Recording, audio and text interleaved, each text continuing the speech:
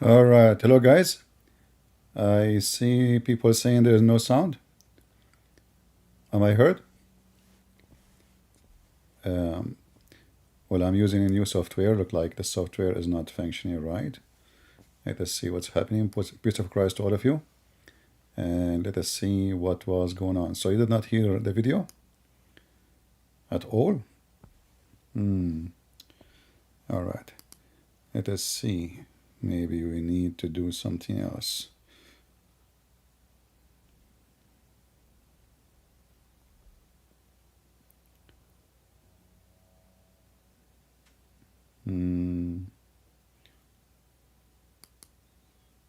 Let us see now. Does not bring the impossible.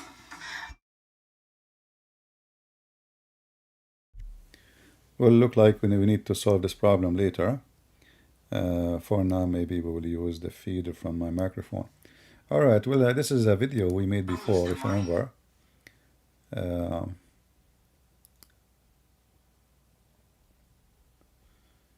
Let us see.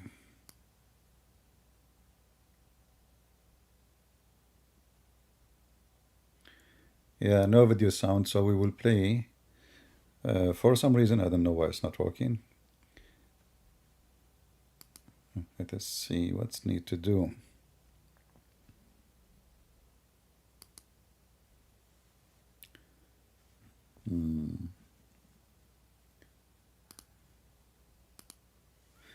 Maybe because, let me call Prophet Muhammad, peace be upon him, and see if that will work, maybe.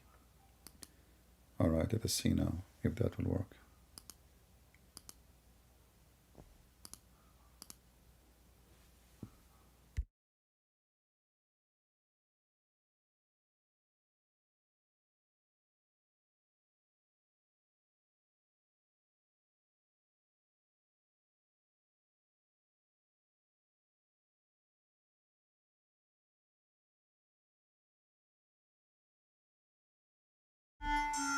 No, it's not working.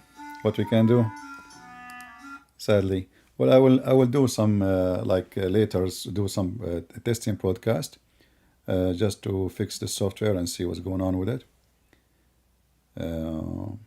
I think I know why. Hold on.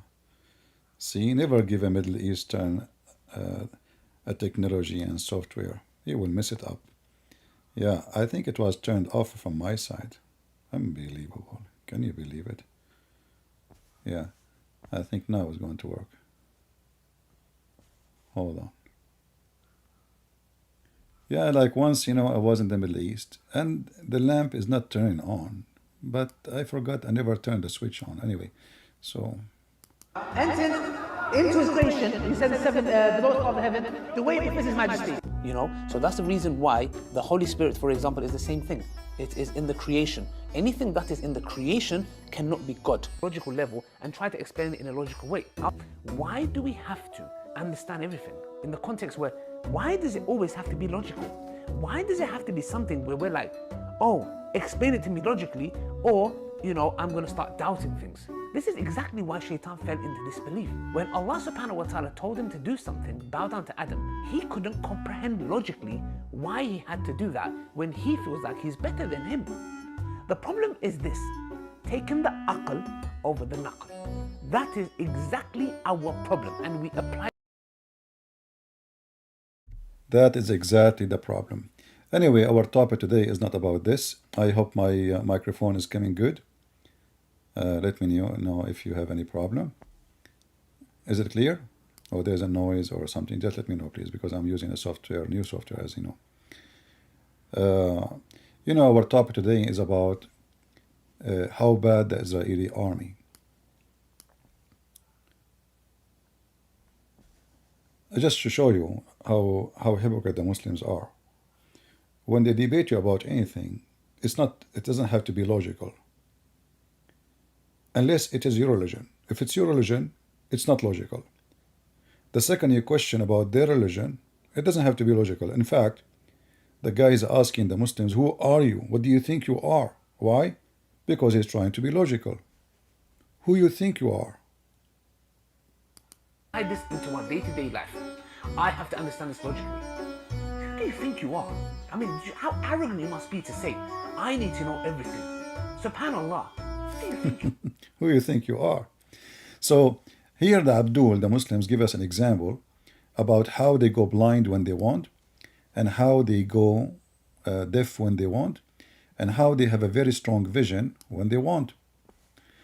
Today, somebody asked me how you explain that the Israeli army is so cruel with the Palestinians.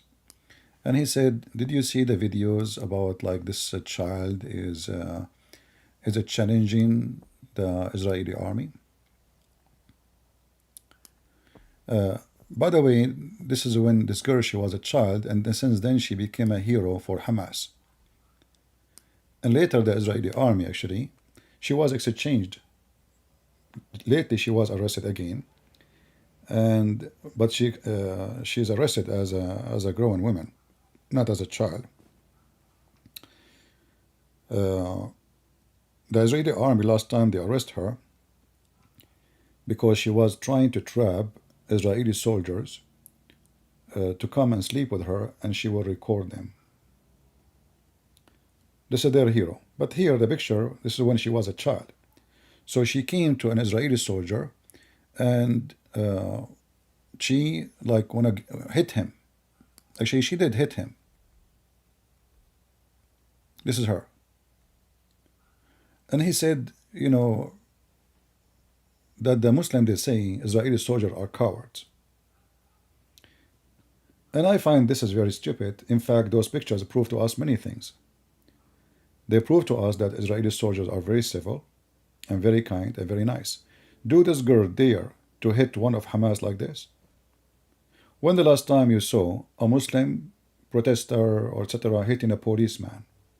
They don't dare. They will be shot dead. So they take advantage that the Israeli are very civil. You will see a woman shouting, screaming, pushing an Israeli soldier, and he is not touching her. Unless he's coming to arrest her because she's wanted. If you are just protesting, they will not touch you. So they are taking advantage that the Israeli are very nice. If they knew the Israeli will shoot them dead, they will not even dare to get close. We will not see such a scenery anywhere in the Middle East. We will not see anywhere in the Middle East where anyone get close to a soldier who dare to hit an Egyptian soldier from the population, from the citizen of Egypt. Who dare to do anything? I mean, Syria, Iraq, you name it.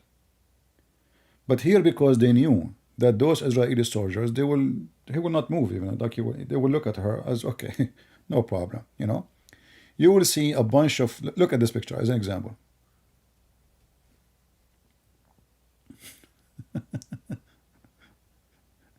Well, those are armed soldiers. He can shoot them all.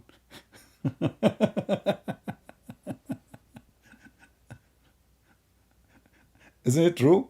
Isn't it true that he can shoot all those people? So look how friendly those Israeli. Which means actually the picture has proven to us that the Israeli soldiers and the Israeli army are very, very nice people.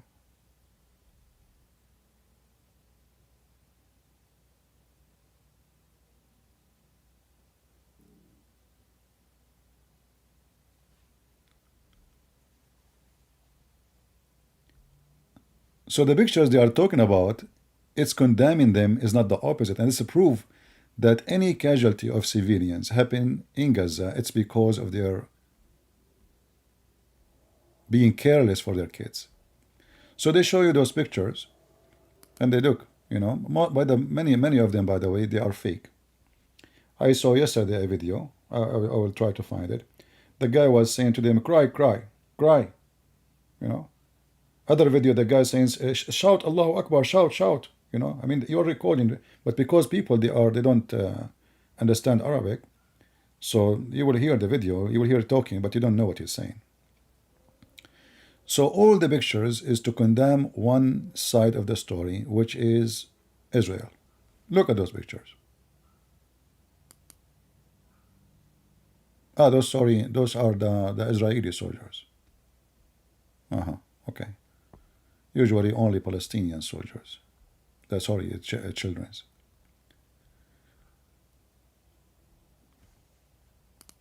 Look at the Palestinian child, how brave he is coming to the Israeli soldier and he is pushing him. Yeah, because he knew, they saw it 1,000 times, that those Israeli soldiers, they will not hit them back. Do he even dare to do that to his own dad? Do he? If we are talking about brave and bravery, Hamas, they were very well armed. We cannot even find them. They are under the tunnels.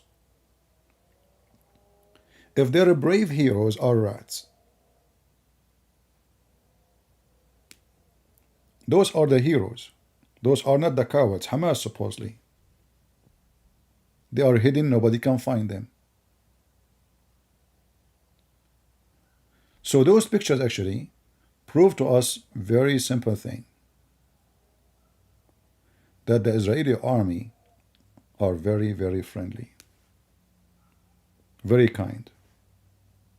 You will not find any Islamic country, anyone there to do this to the security force or to the army.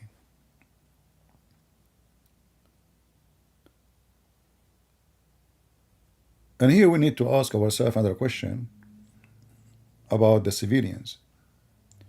Everybody keeps saying to us, the innocent civilians. The innocent civilians. There is pictures of Hamas in every corner in Gaza, or in the territory of Gaza in general. When the last time we saw people striking against Hamas? If those are innocent and they are victims, when the last time we heard that the hospital teams, they call the Israeli, says, hey, Hamas is hiding under our hospital. Hey, I found where the hostages. In fact, I just learned yesterday that the employees of the UNRWA is the refugee organization, rescue organization from United Nations. Teachers from the UNRWA, they are praising Hamas, and even there is one of them, one of the hostages reported that the one who captured him in his house, or let us say she was captured in the house of a member of the UNRWA. Imagine. So when they say to you civilians, so now if the Israeli army attacked this house where the guy, the employee of the United Nations, the UNRWA, and they killed him, what they will say? They will say they are shooting the United Nations employees.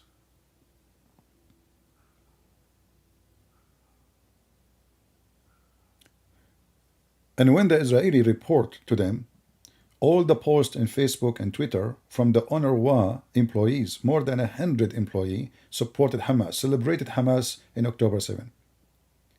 UNRWA, they said, well, we have thousands of employees, so what if 100 of them are bad? And here you see that the United Nations organization is an organization of a fraud. Well, the Israeli, they can say, in case something happened wrong, they can say, okay, 100 of our soldiers are bad. What's wrong with that?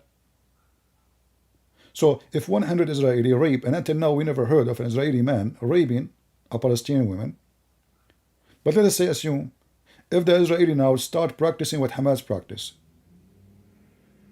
the Israeli say, okay, we have 100 of them, they are bad. Here you see how filthy, hypocrite the United Nations. United Nations have tons of organizations to fight for women's rights. For what? For women's rights. Not a single one of them made a meeting, strike, protest against the rape of the Israeli women. They didn't even make a post anywhere. Those women who defend women's rights, they are there only to defend one side of women's rights. Not only that.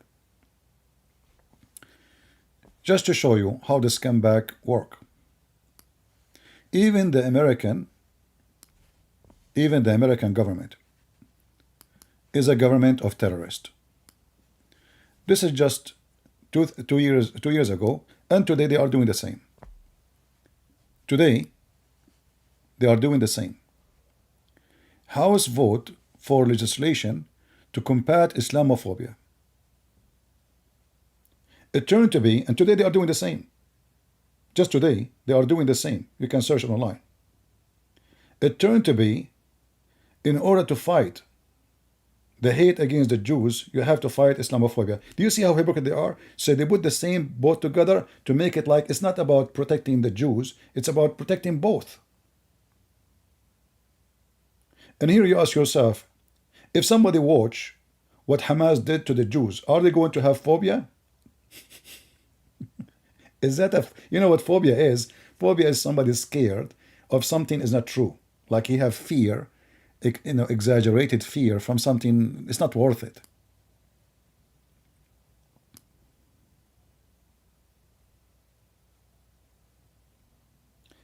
If you accuse somebody that he is supporting terrorists, this is Islamophobia.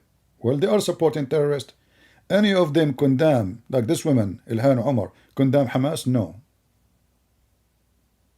Will that mean they are terrorists? If you are, either you are with or against. Hamas is announced as a terrorist organization by many countries, including Muslim countries. How come she will not? Because obviously she supports terrorism.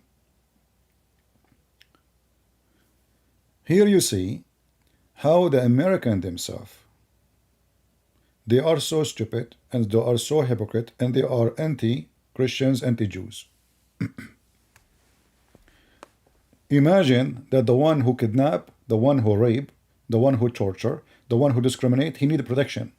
Not the opposite. Which country is discriminating Muslims?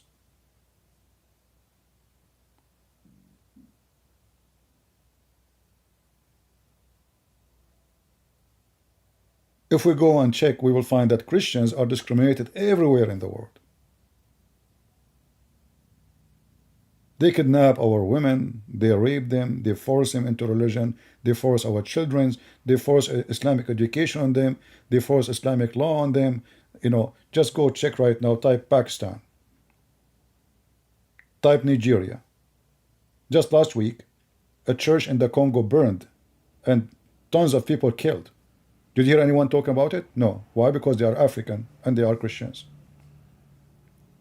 If the one is killing them is a Jew, the whole world will be busy about it. If it's a Christian, the whole world. The Nigerian terrorists, they keep kidnapping Christian girls, raping them. They burn the whole village, they kill everybody. It's fine. Nobody moved. Nobody want to send assistance. Did you hear assistance coming from United Nations? Did you hear the whole world is moved by, what is even the images of those people who get killed? Nobody will go. Not even one single journalist want to go there. All the journalists in the world, they are now in Gaza. Every single station. But who want to go check what's happening to the Christians or even non-Christians in Africa? Nobody. Who care?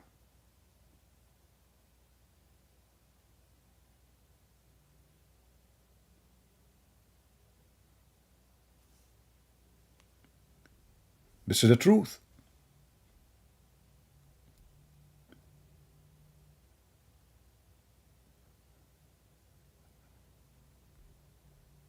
You have to protect the Muslims because they are the one who live in fear. I mean, we saw them in New York. They are attacking the Christmas tree by the help of the liberals. When the last time you saw Christians invading a Muslim festival or occasion, they want to stop it. They want to, I mean, we are the majority in this country, and the Muslims are not even 1%. And yet, the stupid American government, they are working hard to fight what's so-called Islamophobia. Well, as long as it's a phobia, what about stop the security in the airport? Because I don't know why you are asking people to take off their shoes, and why you are asking them to take their computer on, and why you have those scam machines. Before you never have them until 9/11. Do you have a phobia from Muslims? Or this is a real risk? When they are checking, everybody when they go in there, how come before 9/11, we go to the airplane, nobody check anything? Nobody even ask you for ID. No security line, nothing.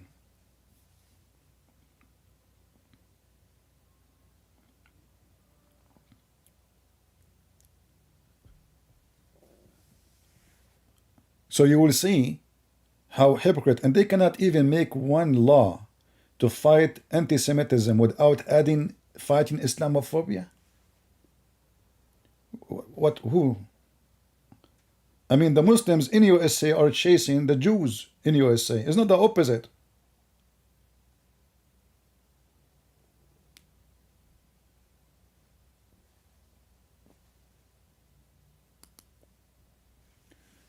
Trudeau is saying Christmas is racist. Well, so what?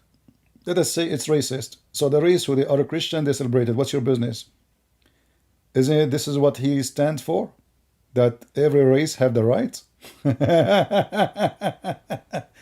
I mean, this Trudeau, is it Trudeau? But you know, don't blame Trudeau.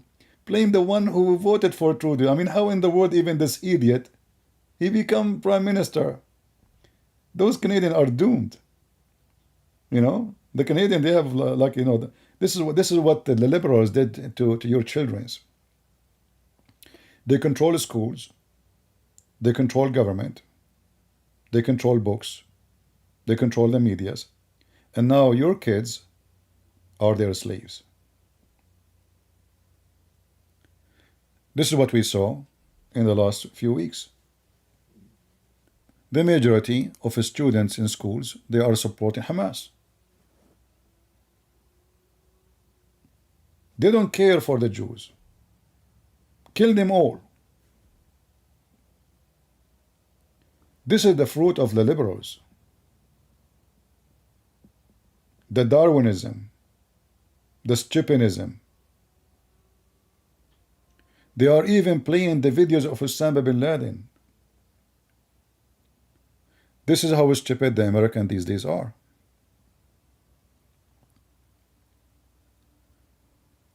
And I don't want to blame them only. I want to blame the Christians. Christians, many they are asleep. They don't care. You know. So what if they take over the government? So what if we change our books? So what if they are teaching our kids to change their gender? So what? So what? So so what? Here we go. You got screwed. This is the result of Christians don't care. You see, those who they are in the office, they fight only for those who fight, which means if they notice next year that the election vote is going to be decided by the Christians, then all of them, they will be your puppies.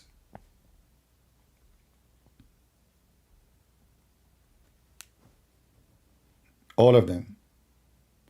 But if they notice that the vote is not the vote of the Christians, so why they want to care for you? They will do anything against you because you don't care, you don't fight against it. When they will notice that you are the one who can change the game, then they will do what you like.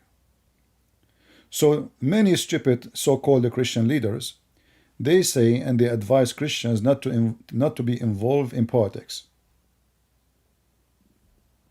Not to involve. They say to you, politics is evil. And the result of that, the only one who involved in politics is the Antichrist people. People who hate Christianity. And then they change the law, they change the schools, they change the teachers, they change the books, they forbid books, they allow books, and then your kid, he go to school, and then you got a donkey. All of this because many stupid so-called Christian priests, they keep saying we should not involve in politics. So we leave the space and the backyard and the front yard for the wicked ones to take over. You know, it's like somebody saying, I'm not going to attend my garden. And then what will happen? The weeds will take over. That's what the Bible says. When you don't attend your garden, you know, the weed will take over. So the Christian, they decided, because of the stupidity of many so-called leaders, not to attend the garden. Is my voice good, guys? Somebody saying he cannot hear me. Is my voice coming good?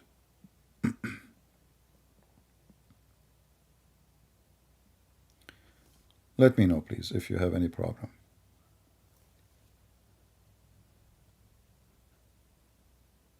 So what's the solution for this? We don't want to be just complaining. The solution is to attend our garden. All days is over. It's time for the Christian revolutionary. It's time for us to be united. Do you understand now why I fight very much against Christians being divided? You will see many dummies online, and not online necessarily, fighting each other. Protestant versus Catholic. Oh, you worship Mary. Oh, no, you stupid. We don't worship Mary. We ask Mary to pray for us. Oh, you pray for the dead. Oh, you idiot. So the stupid ones, both of them, they lie about each other, you know, to divide us so the weeds will take over. What we got from those stupid arguments? Nothing. Nothing. All of us, we agree that the only one who can save you is Jesus. Neither the Catholic worship Mary, and it's a lie when they say that. Whoever says that. Actually, the rosary, most of it is coming from the Bible. The angels, they say to her, Mary, blessed ye thee, Mary. Stupid people. What you got from this? Cursing each other, fighting each other. So we involve in every politics? No, we don't. But we involve in attacking each other and dividing each other and making ourselves weak. We are so good. We are like lions to attack other churches. We are cats in front of the liberals and others.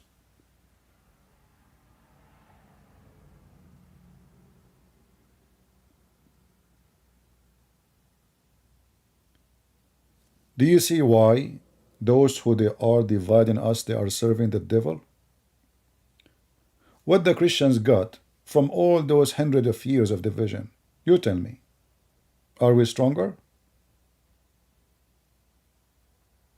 What happened? Is your church is the one is saved and the other churches, they will go to hell? This is what the Muslims do. This is what the pagan do. Jesus did not come with Catholic and Protestant and Orthodox. All of you have nothing to do with Jesus. The only one have to do with Jesus is the one who followed Jesus only, not by name. Who cares? Do you think Jesus will care if you are Catholic? What does that mean for him? Nothing. Oh, you praise Mary. What praise Mary or not? Still, Jesus is the one who will save you. If I mention Mary or if I mention Peter or never mention Peter, if I mention Mary or never mention Mary, if I mention Paul or never mention Paul, who is the one going to save me?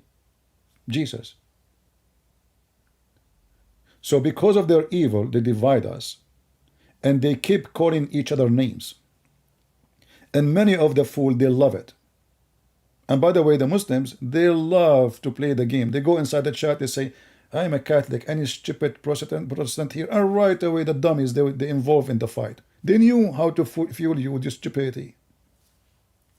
Divide and conquer. So, all those countries will be fixed if all of us we are united. So we vote against the same person, and we vote for the same person. We should not vote for Joe Biden because obviously he is working against the Bible. We will not vote for a party. Unless the party presents something evil, then we will say the whole party is bad. We will vote for a person. And that goes from mayor to school board, anything. Check every one of them what he stands for before you vote. Vote. Don't stay home. Because if you don't vote, the wicked will vote. And then the wicked will take over you. And then you cry and you complain. You say, what the wicked are doing to us.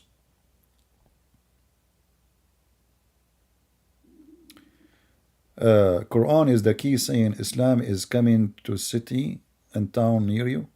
My friend, Islam is not even a city. Islam is under my ass. In case you do not know, I just put the Quran to support my ass because I'm sitting in my bed. It's cold. Just to let you know, honestly, if I have a camera, I will show it to you. We don't fear Islam, you idiot. It's you who fear us. Don't you see? You need the Congress to protect Islam. Who is the stupid? Who is the one at fear? You Muslims, you dummy, you think that a government can protect your stupid prophet. So who is the one is afraid? You tell me. They aren't protecting the Christians. You Muslims, you are desperate to protect the ass of your prophet, and we spank it every day. And do we care if they make a law or not? Here we go. Your prophet is a scumbag. Let us see what your law can do. I want to see what your Congress can do to me. Nothing. Who is the one need protection? How do we fight except through the words? No, you see, fighting have a different places and different timing. So if I am in the army, I will fight with a weapon. If I am fighting, debating, then we fight by words. If I am talking to somebody like a debate, we don't use weapon, you know. We are not terrorists. But if somebody coming to kill me, then I will make him shish kebab. And I will squeeze Joe Biden to piss on him.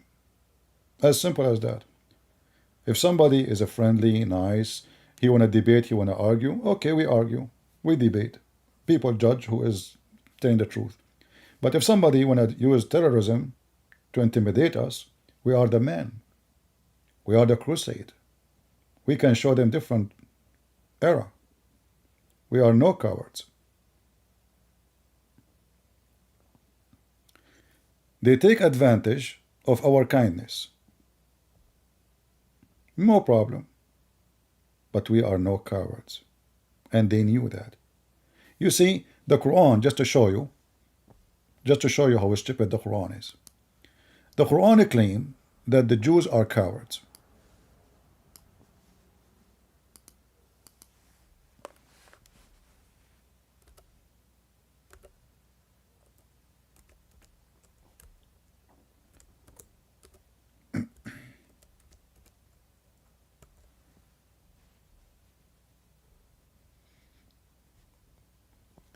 If you go to chapter 59, verse number 14, you will see the stupid Muhammad saying the following.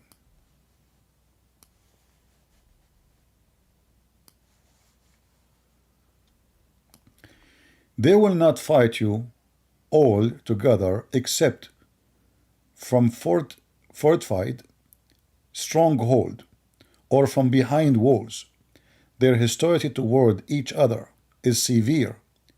You would think they are united, but their heart are diverse. Okay. If you read really carefully, you will see what Muhammad said is not about the Jews. The Jews, they come to your house. You see, the Jews, as we showed you, the soldiers, they treat you like a cat when they are dealing with civilians. And they are lions when they treat or deal with armies. So the Israeli soldiers, when he see a child and the child hitting him, he don't hit back. He act like a sheep, you know. Okay, very kind. Very kind. But who is the one who is fighting from behind walls?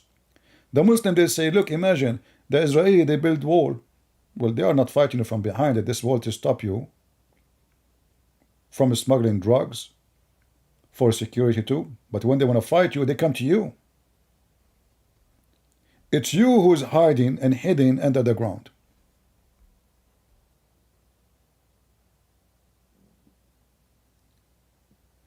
It is you Muslims who kill each other. Look what this verse is saying, proving that Muhammad is a fraud. Who is the one is hidden behind walls and concrete? Is it the Jews or the Muslims?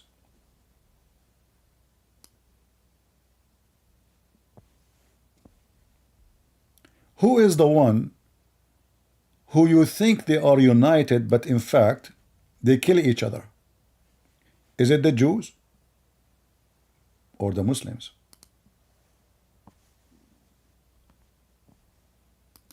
Just 10 years ago, I made a video. It's called The Beauty of Hamas and the Ugliness of Israel. In the video there, I showed you how Hamas killed hundreds of the Palestinians from the group of Yasser Arafat. They throw them from the top of the roof. Literally. Who is the one killing who in Syria? Muslims killing Muslims. Who is the one killing who in Turkey? Muslims killing Muslims. Okay, what about Somalia? Muslims. What about Yemen? Muslims. What about Libya? Muslims. What about Pakistan, Afghanistan, whatever stan, Pantistan? Muslims. So if Muhammad is a prophet, he should prophesy that this is you, Muslims, not the opposite.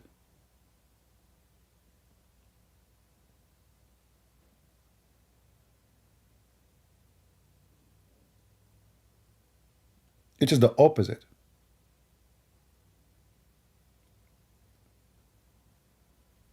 You think the Muslims are united. Like when we say Muslims, by the way, we are saying like a billion Islamic sect. You know, nobody knows even how many of them.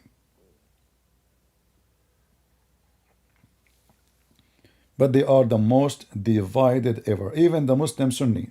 Like if we go right now to Speaker Corner in England, go check who is exposing who.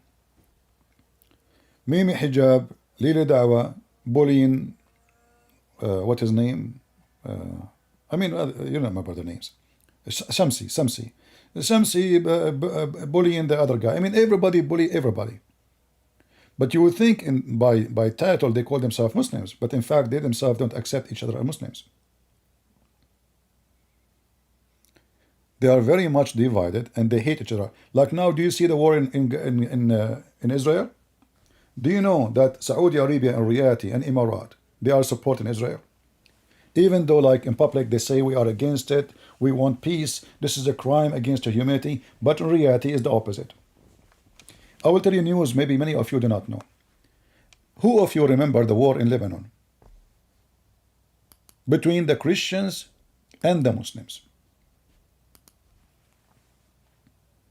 Anyone remember? What if I say to you that the Christians fighters, they got hundreds of millions of dollars to buy weapons from Saudi Arabia? It's hard to understand, right? How Saudi Arabia, a most fanatic Islamic country, is supporting Christian fighters in Lebanon. It doesn't make sense, does it? Who is number one supporter actually right now for the same Christian fighters, even though they are not fighting, in Lebanon, Saudi Arabia, and Emirat? I'm not joking.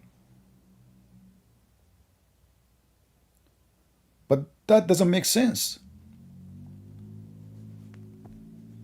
Why in the world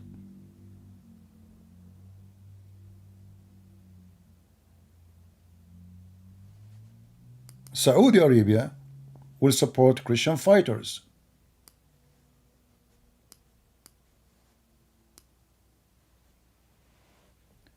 Simply because the enemy of my enemy is my friend. They don't love us.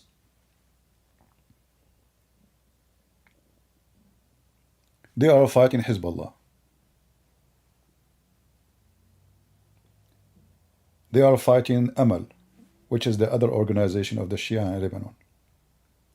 And now we understand the interest of the Muslims, or a group of Muslims, or a government of a Muslim. why they want to support a Christian fighters against Muslims. Because simply the word Muslim is very flexible.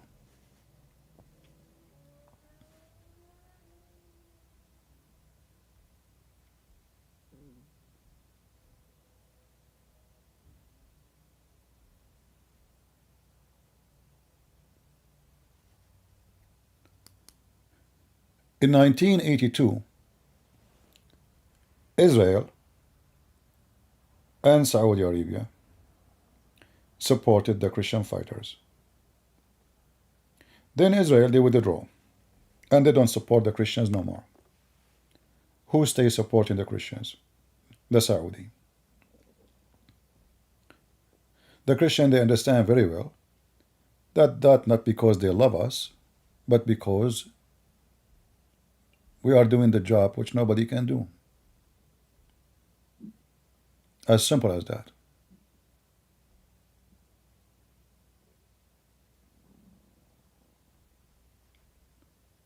And that is telling you how much the Muslims' world is divided and how much hate they have against it, to the point they want to give weapon to the Christians so they can shoot at someone he's a Muslim. Do you understand? How much hate they have to each other. You see, this is everything they do is based on religion. It's not like the Russian and the American. The war between them, or let us say the conflict, is not about religion. It's not because you are etc. I am etc. No. In the Middle East, everything is based on religion.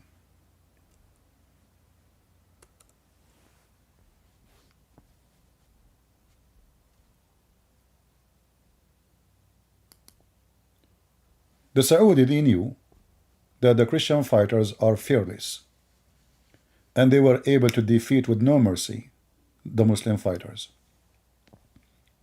Hezbollah sent tens of thousands of fighters, and they were defeated. They could not even occupy 1 centimeter of the Christian territory. So the Saudi, they said to themselves, well, those are the perfect ones who can defeat Hezbollah. Let us support them. And until now, nothing changed. What about the future? Those are the Christian fighters, in case you do not know. And this is their flag in Lebanon.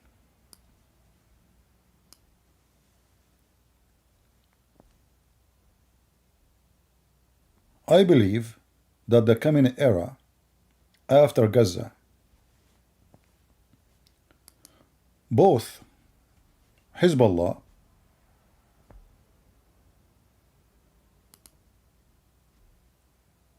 and Harakat Amal and whoever support Iran will face a very, very aggressive warriors of war, the Christian fighters in Lebanon. I believe strongly that Israel is going to support the Christians in Lebanon again, and that will be done with the support of the Saudi and Emirati. Those are the Christian forces in Lebanon. Very aggressive fighters. Just 2 years ago, Hezbollah, they tried to attack a bunch of civilians in the Christian territory. Hezbollah lost 7-0. 7 terrorists were killed by the Lebanese forces, which is the Christian forces, even though the government of Lebanon today is controlled by Hezbollah, because there is a Christian who is a traitor. He became a president. Just to become president, he betrayed the Christians.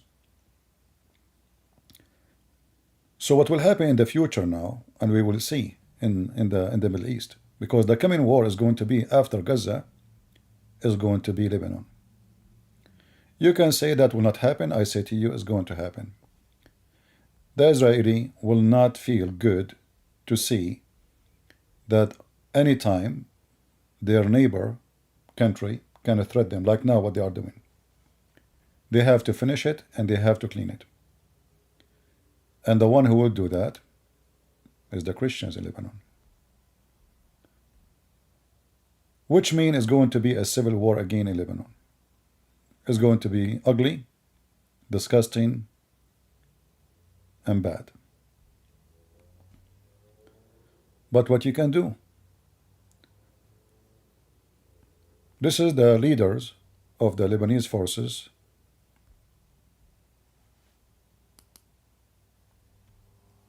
and he is #1 enemy in Lebanon for Hezbollah.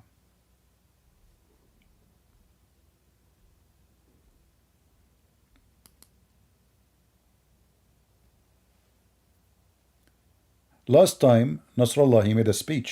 He made a threat to this guy, saying to him, I remind you, I have 100,000 fighters. I have 100,000 fighters. This man, the Christian man in the left, he laughed at him. He said, we are waiting for them.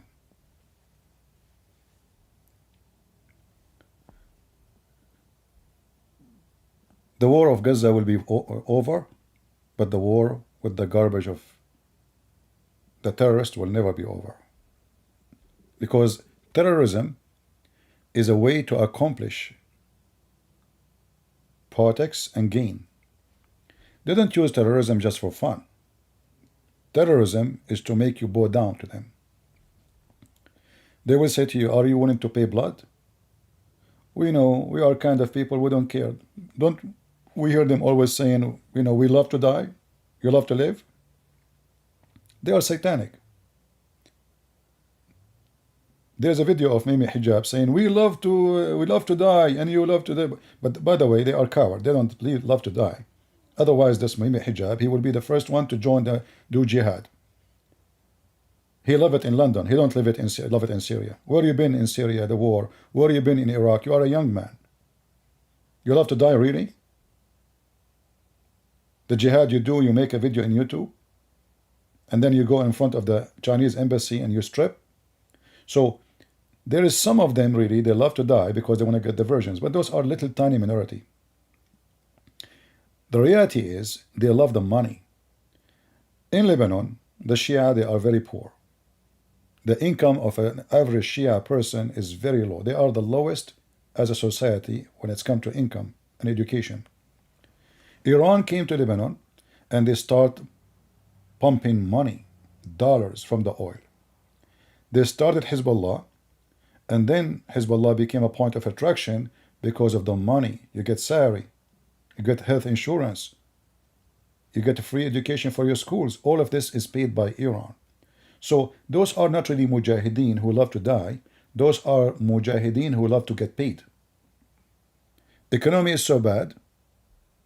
Not everybody have a job, and now the Iranian money is coming like rain. This is the whole story.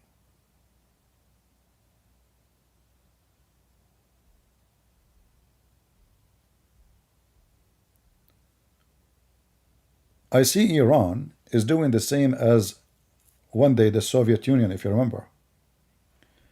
The Soviet Union, in the time of the communists, they were giving scholarship, money, support to many government. If you are a country who support them, they give you, if you join the Communist Party, let us say you are in Yemen, you are in Lebanon, you are in Syria, you are in Iraq, you are, and then you join the communist, they give you free education. So you go to Moscow or any university in Russia at that time, Soviet Union, and you stay and you eat and you housing, all for free. All for free. Tens of millions of young men get a free education in the time of the Soviet Union for free. The result of that is bankruptcy. The Soviet Union collapse. Iran is trying to do the same. But the Iranians are doing something different from the Soviet Union. Whatever they implant, their party or their organization, they start drugs business. So now Hezbollah is #1 drugs business organization in the Middle East. Yemen is the same. And you know how much drugs can make. Billions. So Iran is sponsoring them, but in the same time they are using the territory controlled by Hezbollah as a territory of farming for drugs. And the drugs of Hezbollah is sold to Saudi Arabia, to Emirat, to Bahrain, to Jordan, to Syria, to Turkey, and even to Europe. The money from the drugs, Hezbollah are smarter, they were smarter than ISIS. They open banks in the West. In case you don't know, you can search right now about how many money organizations, or let us say even banks, they've been shut down because they discovered they are owned by Hezbollah.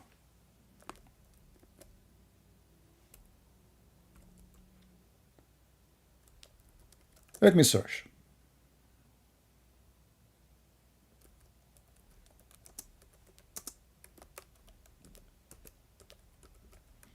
I guess will not take me long. Let us start with Canada.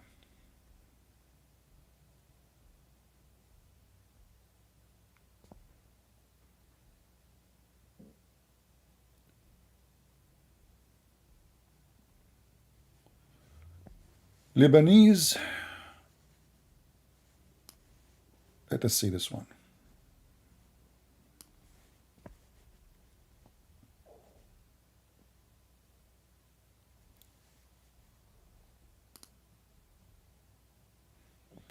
So what they do is simply, after they do sell their drugs, they use banks, legal banks in the West, to clear themselves. So the bank is legal, you know, it's legal like any bank in the world, but it's a bank owned by Hezbollah. So, like you see, you go in Canada, you see a bank, okay, you put your money there. So simply what they do the money laundering, the money from drugs, which they make billions of it. They open a business with it in the West. Gas stations. You will see somebody coming from the Middle East yesterday, just a week before, and then 2 months after he have a gas station. How in the world he own it? Well, he is sponsored by somebody, obviously. Who? Hezbollah. I'm not saying everyone from the Middle East he opened gas station, he is from Hezbollah. Don't make it this way. But I'm just giving you an example how they invest their money. So they bring the guy, they say, listen, we give you the money. You open gas station, you send us 80%, 20% for you. And slowly they control businesses and field of businesses, grocery stores, gas stations, banks. And they move their business beyond your imagination. So now they will have many income coming from many countries, not only from selling drugs inside, or let us say smuggling it inside the Middle East area. They extend their business overseas. If you check right now, you will find Hezbollah, they have branches in Venezuela, Nicaragua, many countries of South America. They have even villages, training camps in South America.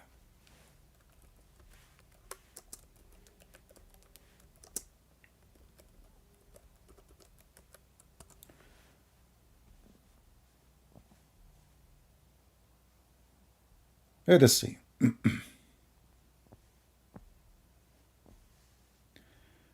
Just type Hezbollah and South America. You will find a lot of links.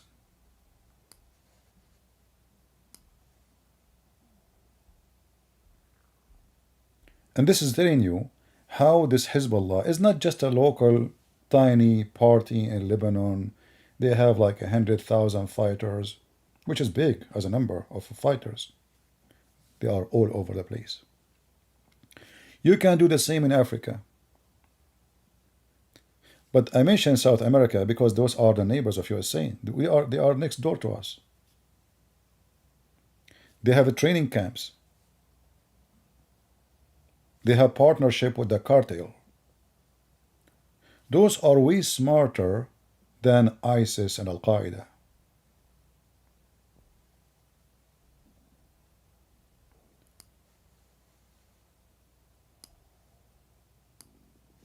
They are extending their business.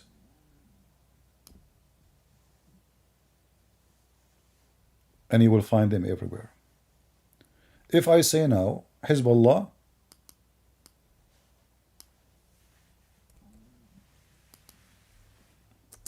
Africa,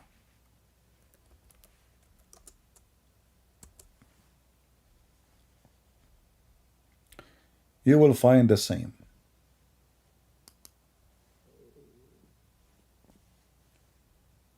It is not a secret that they have training camps all over Africa.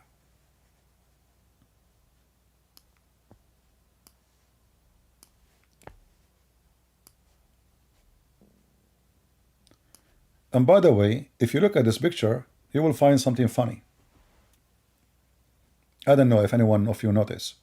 So those are Africa Hezbollah, which is very weird, right? I mean, Africa Hezbollah. But if you look at the picture of the old man in this image, this is the founder, the first founder of Hamas.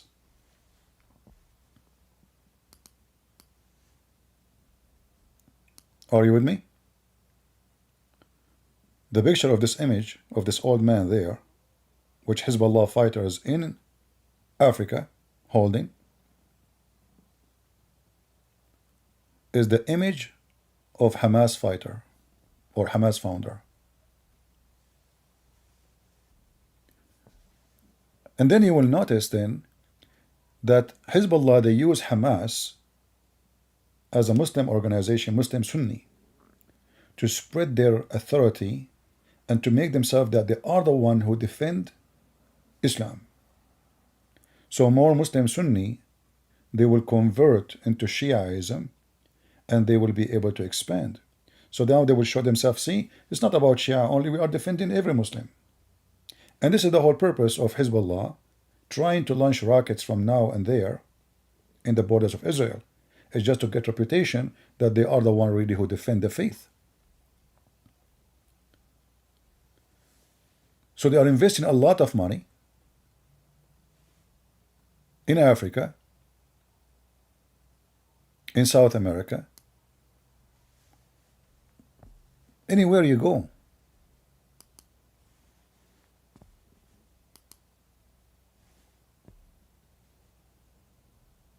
Those are Nigerian Shia. So now Hezbollah establishing a huge camps of terrorism in Nigeria. And the first question you ask yourself, why they want to join Hezbollah? Money. I mentioned to you before. They come to a community where people, they have a very low income. Those African here are no better than the Lebanese, who they are Shia in Lebanon. Low income. The economy is so bad. Iran have the money.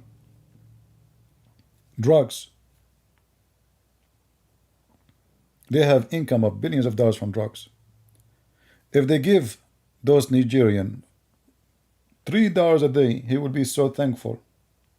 Just $3 a day, not 30, not 40.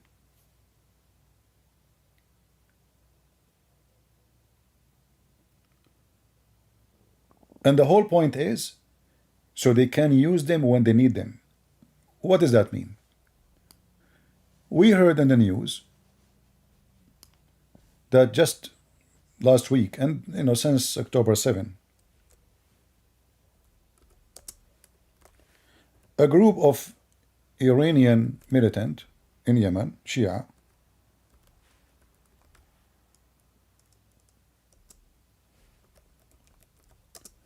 is kidnapping, is attacking ships, is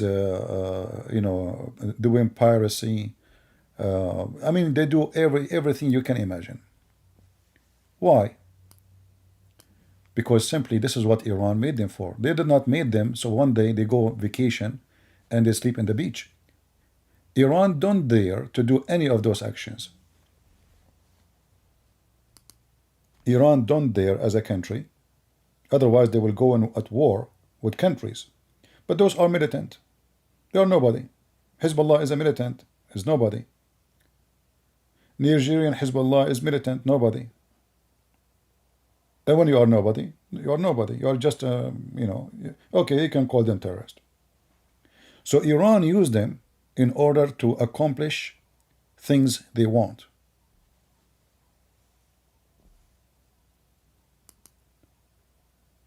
Iran now, they sponsor those group, which is in a very sensitive area, where they can shut down all the transportation by the sea in the Red Sea.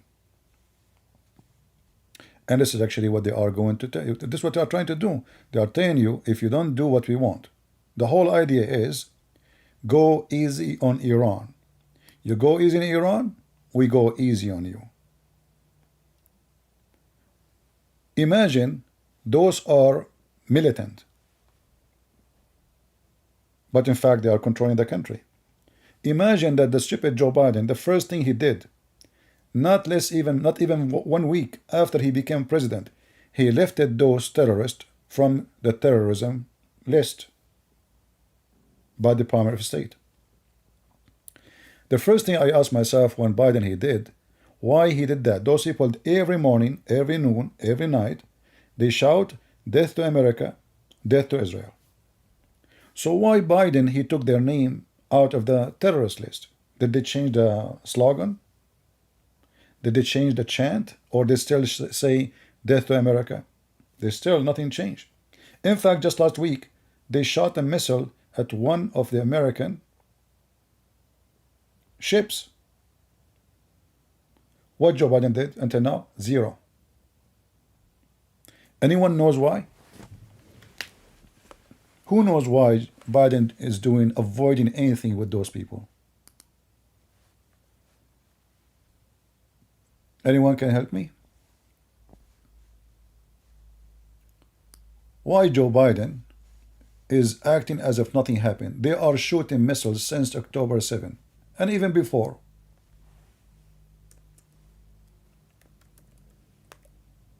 There is a very good reason.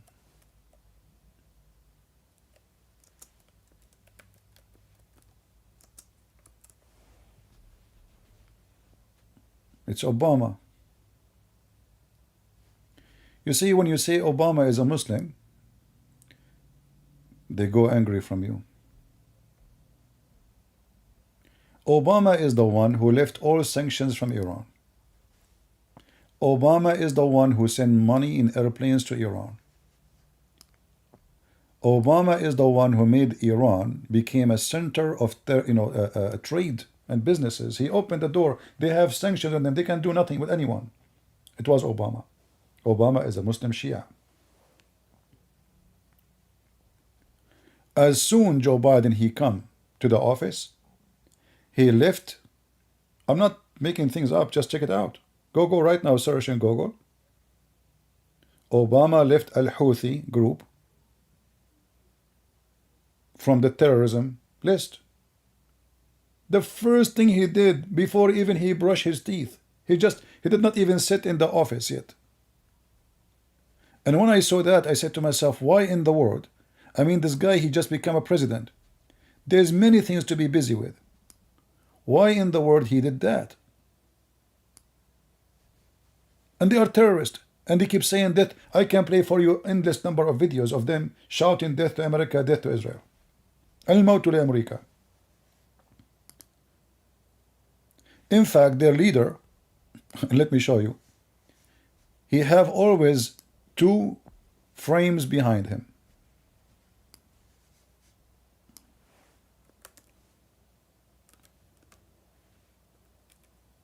Let me show you. One frame, which is in his left, It says, death to America, death to Israel. Let me show you. Give me a second. If you have your phone, you can translate. Your phone can translate the text. You see the text in Arabic? Allahu Akbar, this is in green. Let me see if the pen in this software work. Let us try.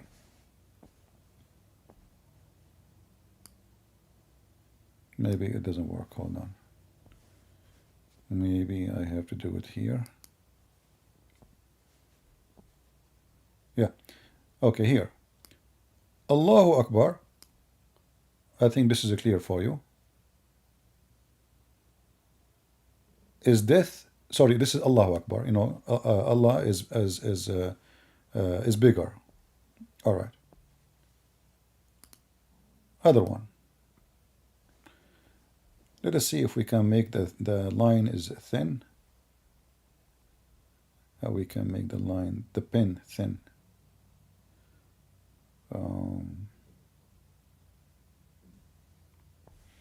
Anyway, let us do it for now. Later we can find out. The second line here in red, it says Al-Mawtu li America, death to America.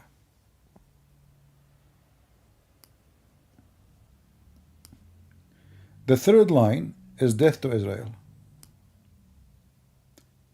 The last red line, number 3, is the curse on the Jews. Curse on the Jews. The last line in green is victory to Islam. So what the sign next to the president of Al-Houthi, he called himself president, by the way, of the country. Death to America, death to Israel, curse on the Jews, victory to Islam. And yet the coward, the filthy, the dummy, the idiot, Joe Biden, the first thing he did when he took over as a president, he took those from the terrorist list. So they can smuggle weapon and buy weapon legally, and they can sell their drugs, and they can flourish. Otherwise, you tell me, what is the benefit of America to take such a group who keeps saying to us every morning, to every citizen in America, death to America? Let us say Joe Biden, he don't care for the Jews. And I'm sure he don't. Why in the world this idiot, this corrupt man, he will take a terrorist organization from the list when those people, they don't shy to say death to American, to every American, and death to every Israeli, and death to every Jew in the world. Not only, you see, they are not just Israel only. Why you want to do that? Because Obama, he commanded him. Biden is not the president.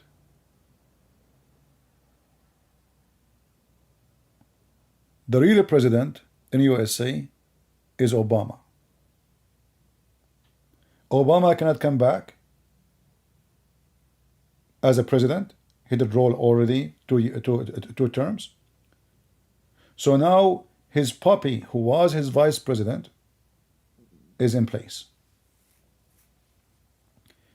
You will notice that the first thing Obama, aka Biden, did, they wanted to lift the sanctions of Trump on Iran and to revive the agreement about the nukes, because they want Iran to have nukes.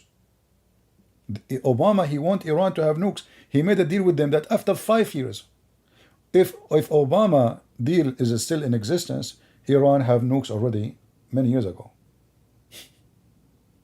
The deal was only 5 years. So what, after 5 years they can have nukes? Yes. So all of this is just to tell them, okay, you can have nukes after 5 years.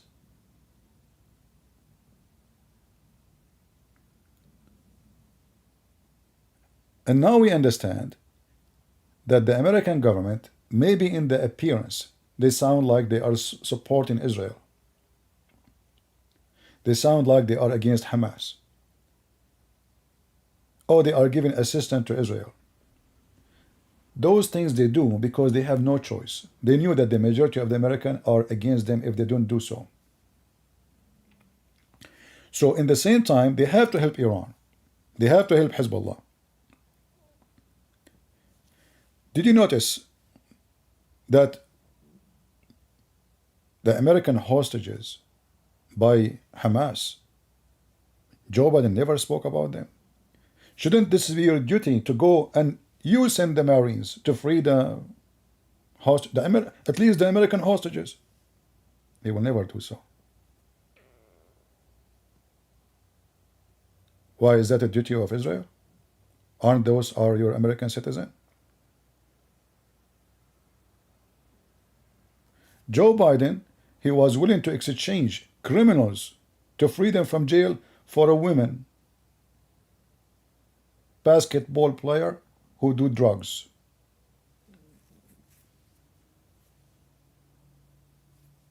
The same did with Iran.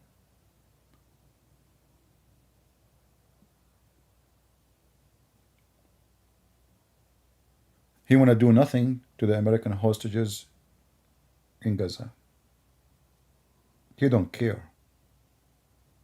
And he will not even consider it.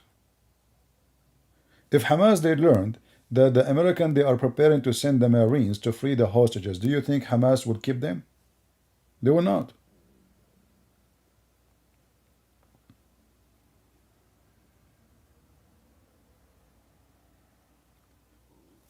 Many years ago, if you remember, there is an incident in a place called Al-Fallujah in Iraq.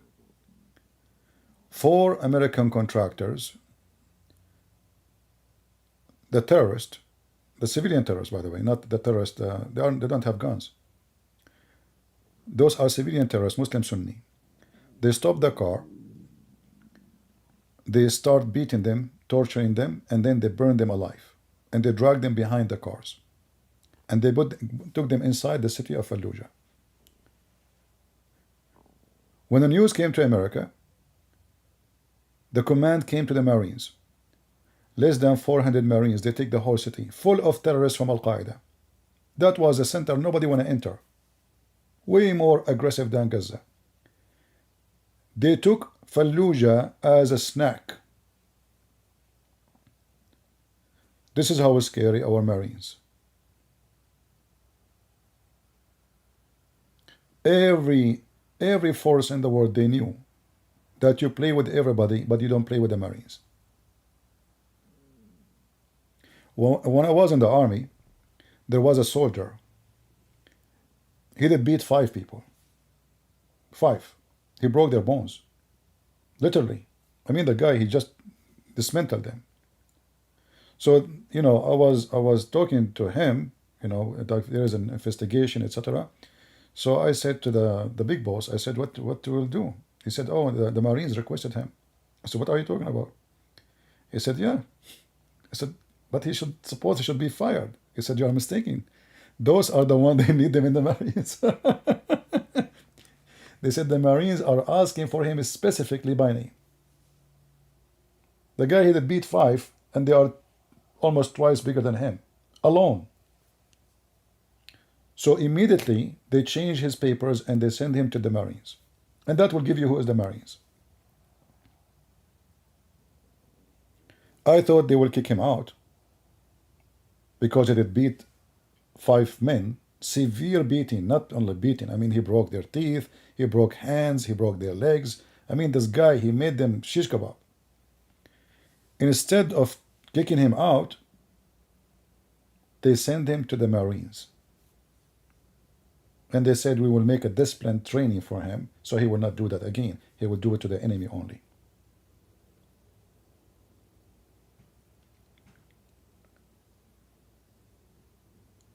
So why Joe Biden and why the West, and what they are doing exactly? You will notice that Joe Biden keeps saying to Israel, don't attack Hezbollah. Don't attack Hezbollah. They don't want, you know, Israel is so desperate to go and teach Hezbollah how to behave. It is America. It is Joe Biden.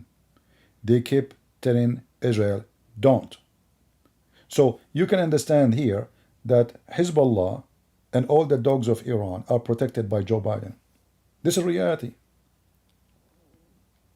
This is the truth.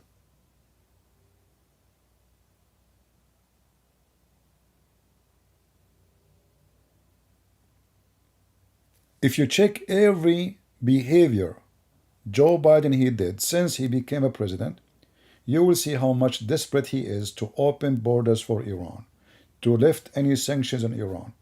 And the proof of that, the first thing he did, it was not even maybe a week after. Let me search for it. Hold on.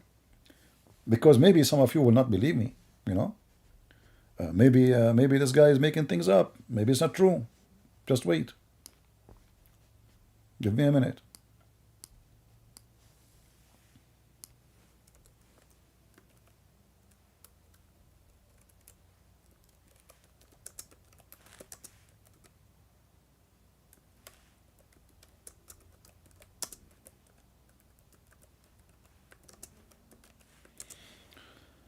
Let us search Mr. Google.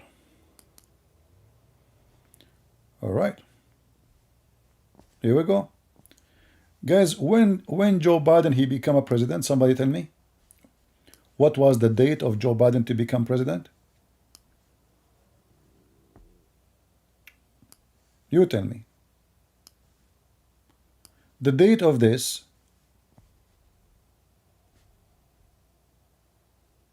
is, the date of the news here is February 16, 2021. NBC News, February 5, 2021. No, 2020, he won the election, right? When he became in the office, when he took over the office. Yeah, you guys, you're not getting it. When I say become president, it's not when he's elected, when he is in the office. So in January, if you remember, when when Trump, he make a speech, and that was January 6th. Biden is not in the office yet. So February 5th, Biden, he left this terrorist organization from the terrorist list. So this guy, he came in the office in January 26. Listen to this. How many days between January 26 and January 5th? Hold on, I just found. Yeah, actually, yeah. Same. How many days?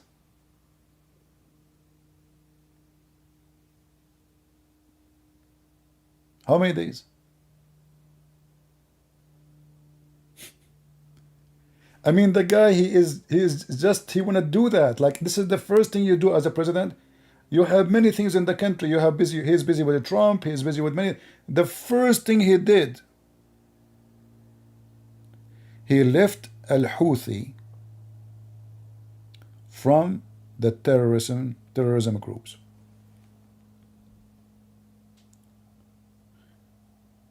Why you want to do that?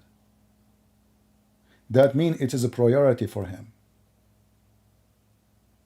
He did not do it a year after, 2 years after, 3 years after. No.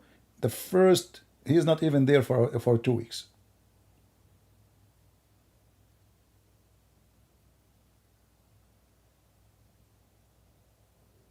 He just get in the office. He just jump in the chair. And the first thing he want to do, he want to take al-Houthi out of the terrorist group. And then you need to ask yourself why. The answer is very simple. It's Obama. Obama, he sponsored Iran. You see, those terrorists, the Islamic organization, they were able to penetrate your system in a massive way. Do you remember Obama going in TV telling us how beautiful Ramadan is? Do you remember Obama going and tell us what is the Eid is about? What's your business? He claimed to be Christian. Since when an American president, he go in TV to tell us about religion? Have nothing to do with American. I mean, there is small, tiny number of Muslims in the USA.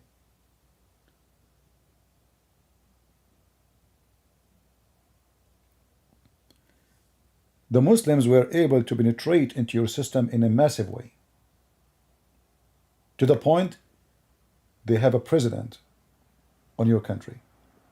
And now the president is gone, but he have his puppy, a corrupt man. He is willing to do anything for the sake of business. So until now, still we have a Muslim president in USA. When Obama was in the office, you will notice that Obama, he bombed Afghanistan as never before. In fact, in the time of Obama, our warehouse of bombs almost empty, to the point many Pentagon officers, they were worried about if we go at war with any country, we have no ammunition. He was bombing non-stop Taliban. Why? Because they are Muslim Sunni. He's a Shia. He was pushing Taliban away from the Iranian borders, so the Shia fighters will take over that territory. So he used our resource, he used our money. Look how Iran is fighting. Imagine, Hezbollah is fighting Taliban by your soldiers, by your money.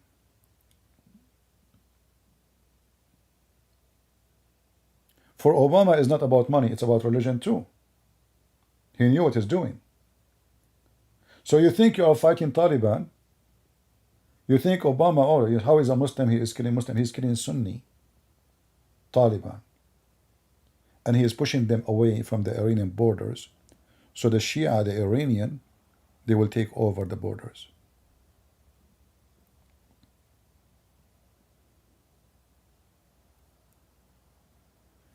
When the war started in Syria, everybody was asking Obama to attack the Syrian regime. Obama, he never did.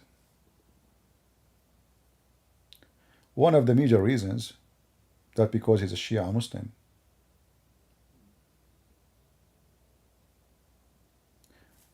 Under the pressure of all the Congress, he allowed to send money, 500 million, to the Muslim Sunni.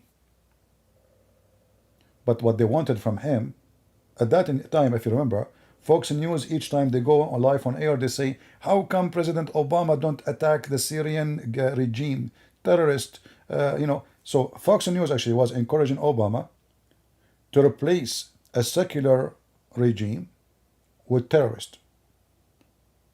If you remember when McCain, he went to Syria, I don't know how many of you have a good memory. John McCain, I used to respect him, but this guy is a very evil man.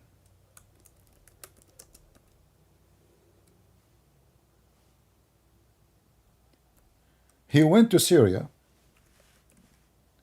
and he met with the terrorist Al-Qaeda leaders and ISIS leaders. And there is tons of videos of that. You can search for it. But I will show you pictures for the sake of no copyright.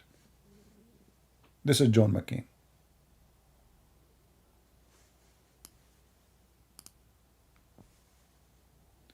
Every single one of those who they are next to him, he killed a bunch of Christians and a bunch of Shia and a bunch of Alawi.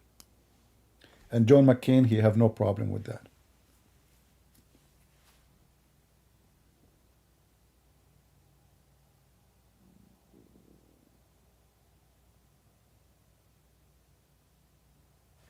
Turkey flood those people with weapon. American paid Obama. The result is burning churches, killing Christians, kidnapping them, raping them, asking for ransom, killing Shia Muslims, killing Alawi, who they are kind of a sect of Shia, trying to replace a secular government who don't care for religion with Al-Qaeda. But this was not the plan of Obama. The plan of Obama was to establish the Muslim Brotherhood organization, which is going to be under the control of Iran. The first center of Muslim Brotherhood in Egypt was paid by full money of Iran.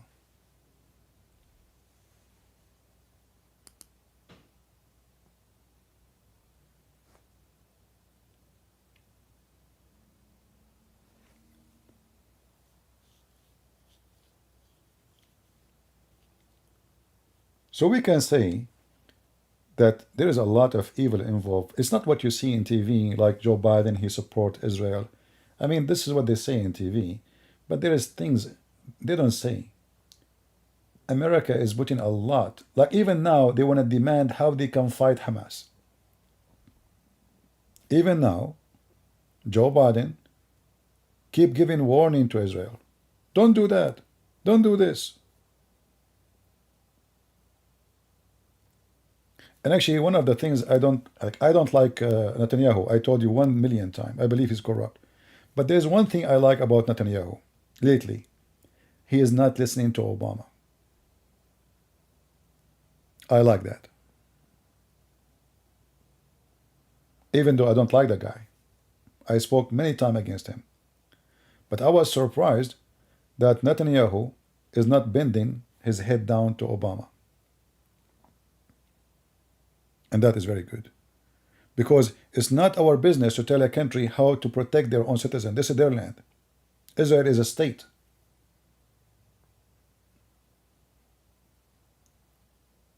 Israel is not a bunch of farmers.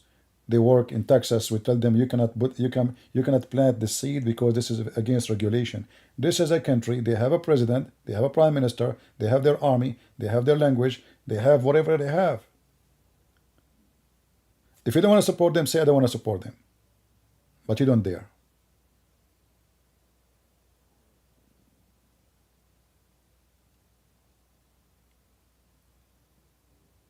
So reality is way different from what you see in TV.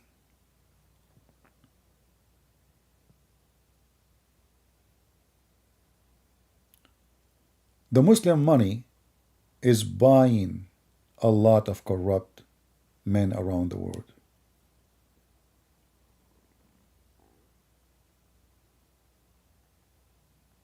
Trump is no different.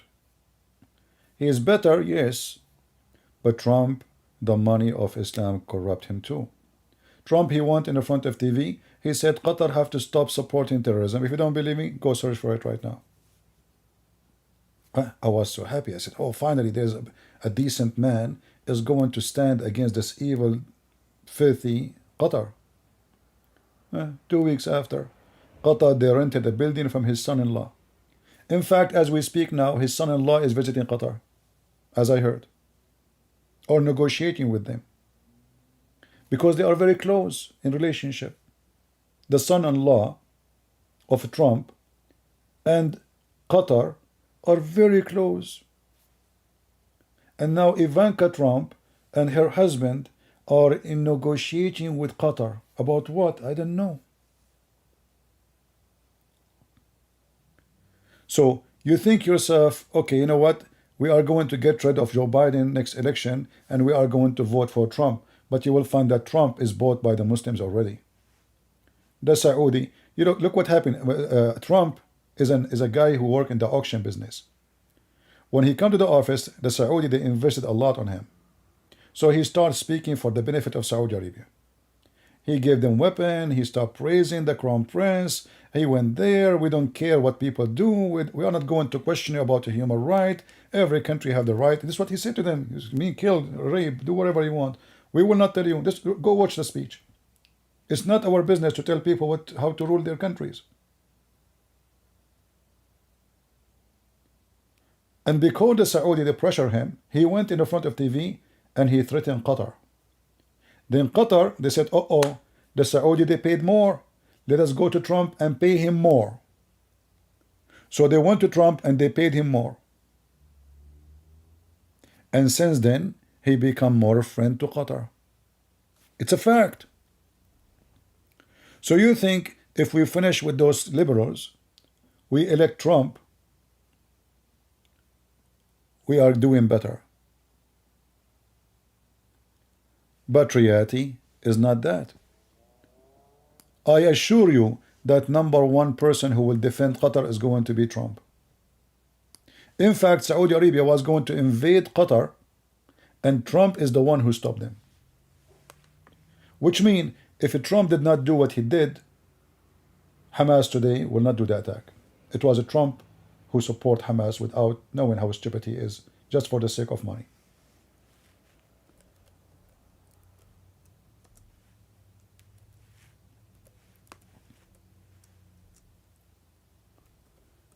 Have you ever heard somebody renting a building from somebody for the coming 99 years? Okay, 99 years is accepted, but paying the rent for 99 years in advance. It's so obvious there's no corruption.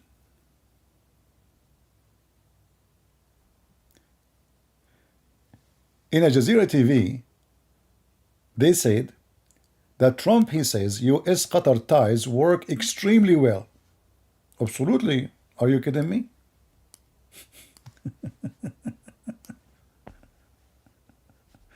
Let me show you. This is the TV of the terrorist. Al Jazeera, owned by Qatar. Trump, US-Qatar ties work extremely well.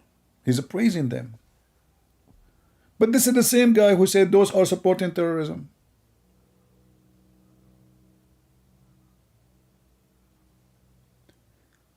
This is what they say before and after. Before the money arrived to the pocket, and after the money arrived to the pocket. I know many who support Trump, they will be upset from what I'm saying, but I don't care. I say things as it is. You like it, you don't like it, this is your business. Everybody knows. Do you think that the CIA do not know that Qatar is number one? I mean, the guy, he went on TV, he says Qatar should stop supporting terrorism. I can play the video for you.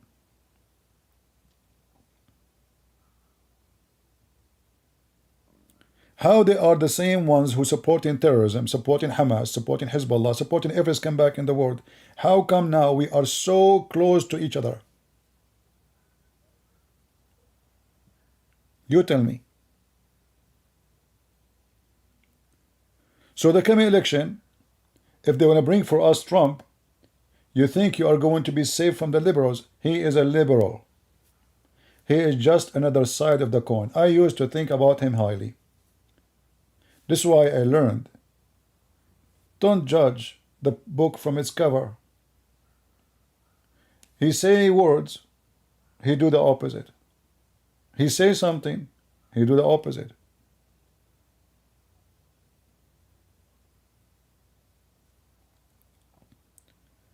This is why, if you ask me, I hope that we will have a president who is not a businessman, who is not for sale. Trump for sale, they bought him. Biden for sale, they bought him. Obama for sale, they bought him. Clinton for sale, they bought him. Each time you have a president, somebody bought him. If you go check the donation coming to the organization of Clinton, and look how the fraud work. So now, like I am in politics, I am president, I don't have the right to receive donation, etc., except for the election. So what I do, I create a humanitarian organization to fight cancer, to support children, and then all the money go to my bank's accounts around the world. Hillary Clinton, she have her daughter wedding cost $3 million. If you go check how much money this woman she make a year from her job in the government, her and her husband, both of them, they work all their life for the government. And look how much they are in love with the government. Why they want to work for the government? I mean, what is the salary of the president of USA? Nothing. A policeman will make the same. So why they are so desperate to become president? Because of the money will come from behind it. Why there are many of them? They are desperate to be in the Congress because stock market alone is a big benefit. Nancy Pelosi is in the same job for a century. She will not go. People die, people live, people born. She is there. Why? Because she is in charge of the stock markets. Any company they want to merge, they want to buy, they want to sell, they have to report before anyone knows to this group of Congress. And Nancy Pelosi, she go and buy the stocks. And guess what? Nancy Pelosi, she never bought the stocks and they lose money. Nancy Pelosi, she always sell stocks before they lose.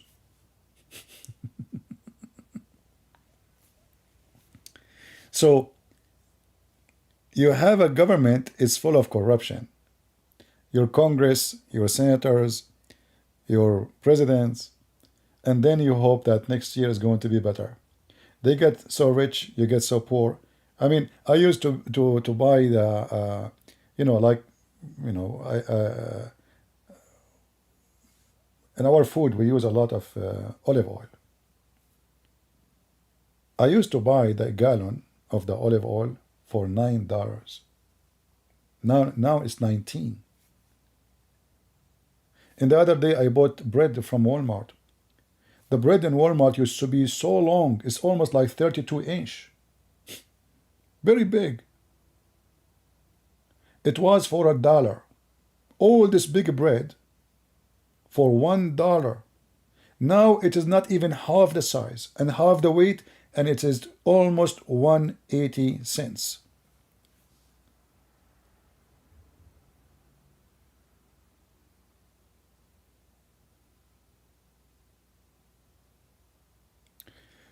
Quran is the key of stupidity, saying, you are trying to stir up anger.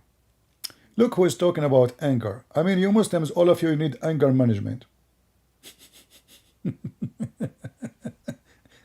People make cartoon, you go crazy by millions, and you are talking about stirring anger, you donkey son of Muta. People make a joke about your prophet, you go and you want to be caught Starbucks, be caught McDonald's, be caught in China, be caught, and you are talking about stirring anger, potato. Your wife, she do muta, you don't get upset. You stay in jail, in the Israeli jail for 3 years. You get out. You are a Hamas member. You are a hero. You find your wife, she delivered a child. You ask her where the baby coming from. She will say to you, honey, you forgot I was visiting the Jews when you were in jail. And they asked me to strip. And you don't get angry.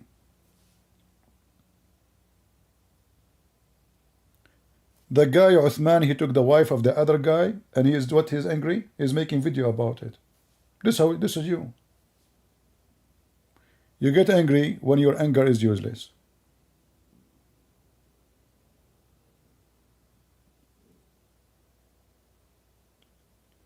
Christian Prince, he wrote many books. What do? You go to Amazon to complain. Amazon bought my books, and you shut up.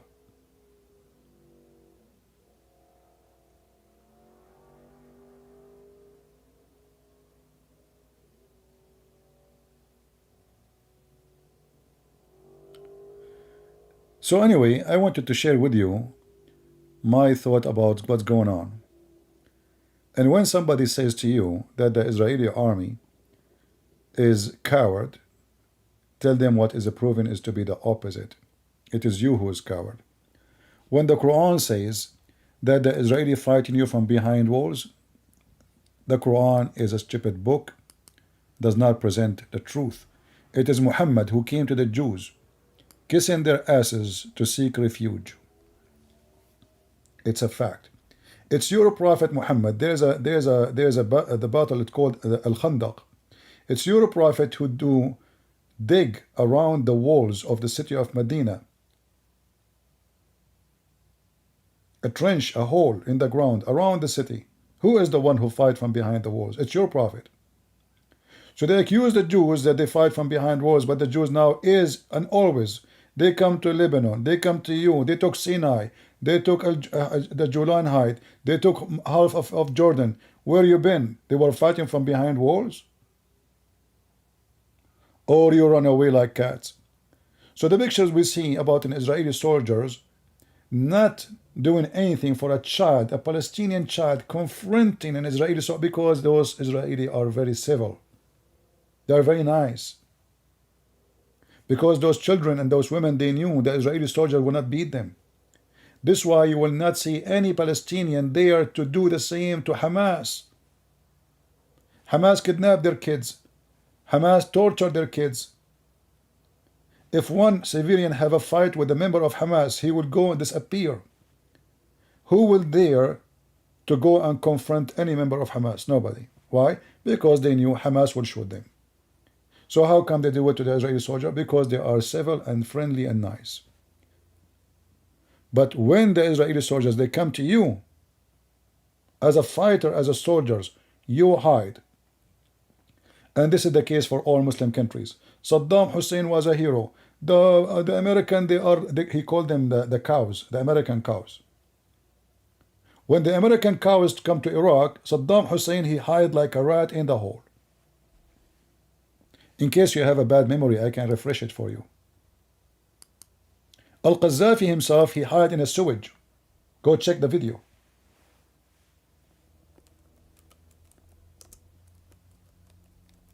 Sewage.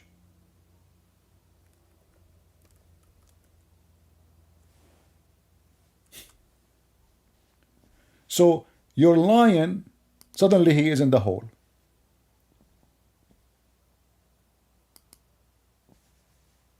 Am I lying?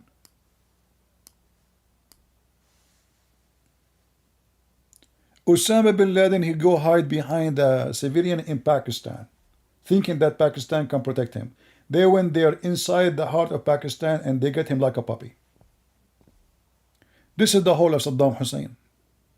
Look how small it is. Look like your hero can shrink so big. I mean so small. It's a miracle. Those are the American soldiers opening the hole.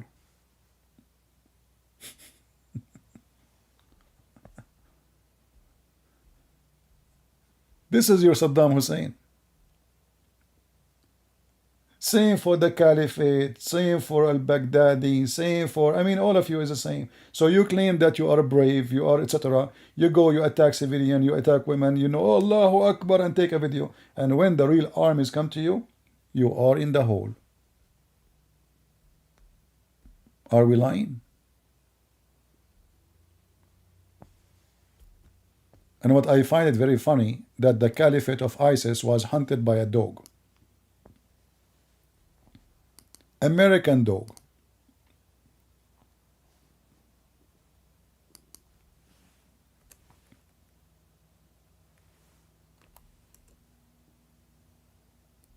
Are we lying? No, we are not.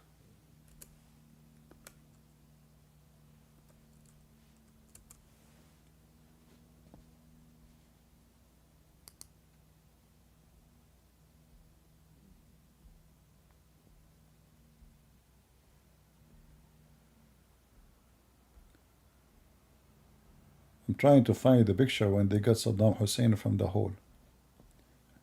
Look how embarrassing those pictures. This is an American doctor checking the head of Saddam Hussein because he was full of lice.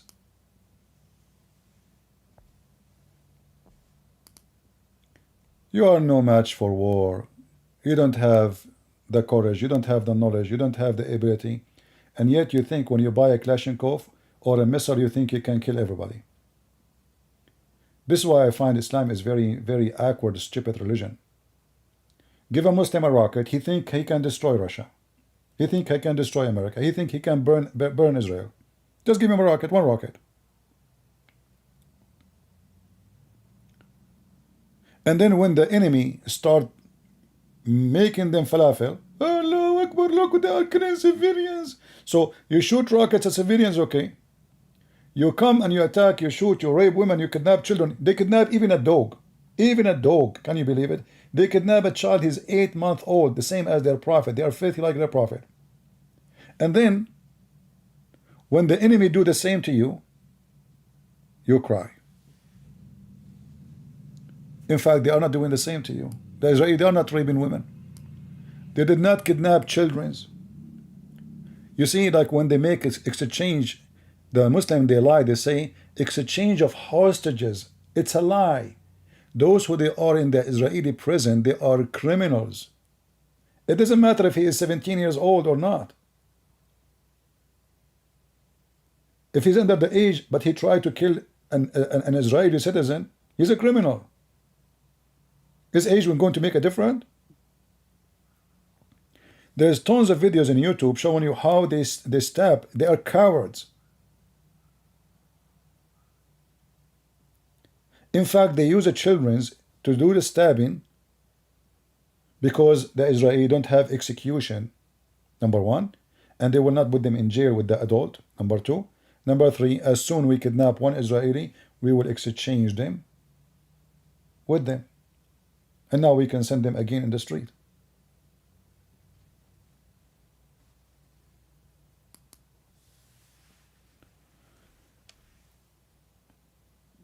I don't know how many of you do subscribe to our channel, but if you did not, don't forget to do. I tried my best to cover many issues about politics, and my advice to people is not to listen too much to what you see in TV. I mean, you can listen, but don't believe them. Fox News is not better than CNN, trust me. All of them, they are business. All of them. Tucker Carlson is the biggest fraud. He's the biggest liar. Never listen to it. In fact, people, they listen to celebrity, not to their brain. We are in a time where no human want to use his own brain. It is the media, it is celebrity. If I say now Tucker Carlson is an ugly, disgusting person, you will see how many comments will call me names. But I can prove it. I can prove that this guy is an idiot. He is a liar. In fact, himself, he claimed that Fox News is the biggest fake news, but he was working there all those years doing what? Fake news?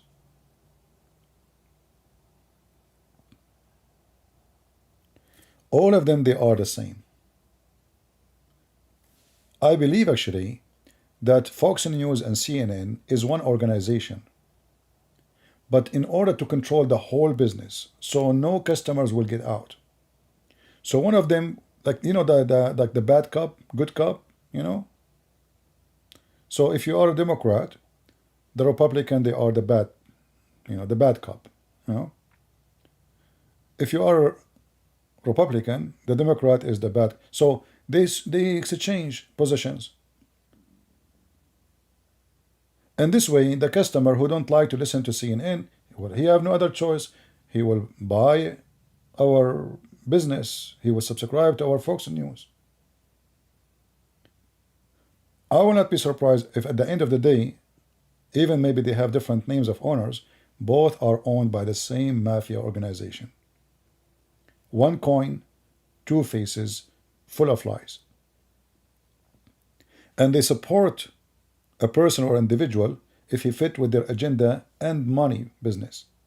As an example, Fox News, Trump, he was bringing them a lot of viewers.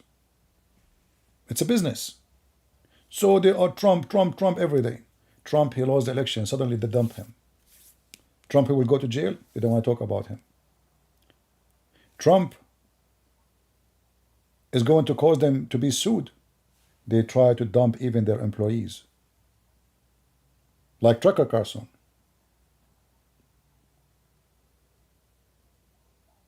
But they are the one who told him to support Trump. Because this is where the money. Even CNN, when they talk about Trump, the view go way higher when they talk about different person.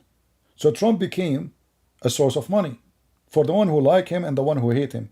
We talk about Trump, a lot of viewers. In reality, they don't care for you.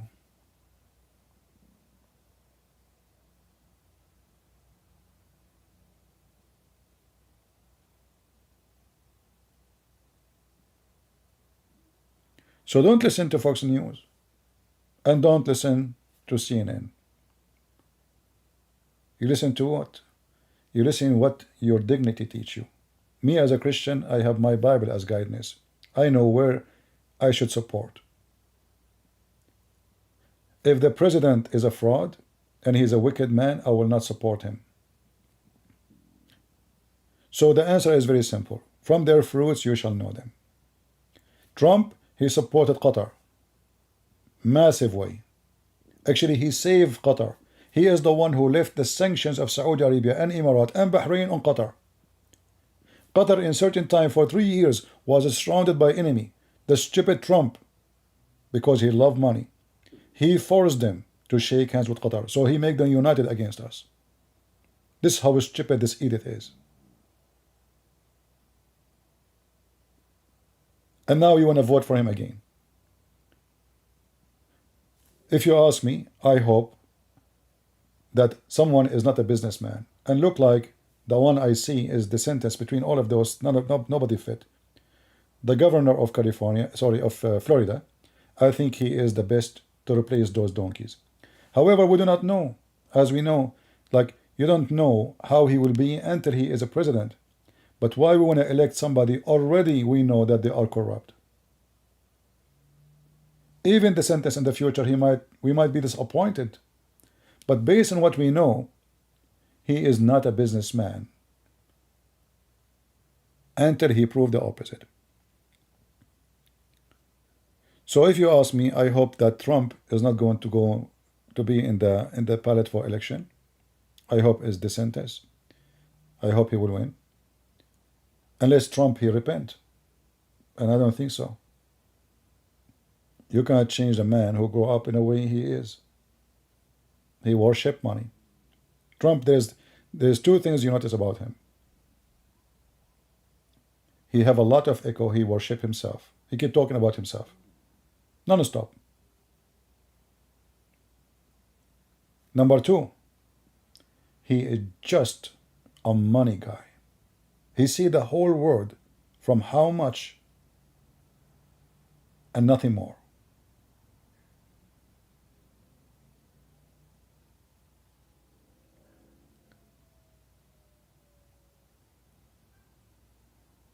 So we pray that we will have somebody in the election, coming election is better. Otherwise, this country is really in trouble.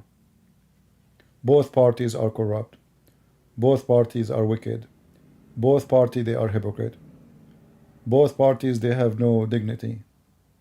You don't know you support who, you do not know you are against who. However, we as a Christian, we should vote for our guideline, which is the Bible.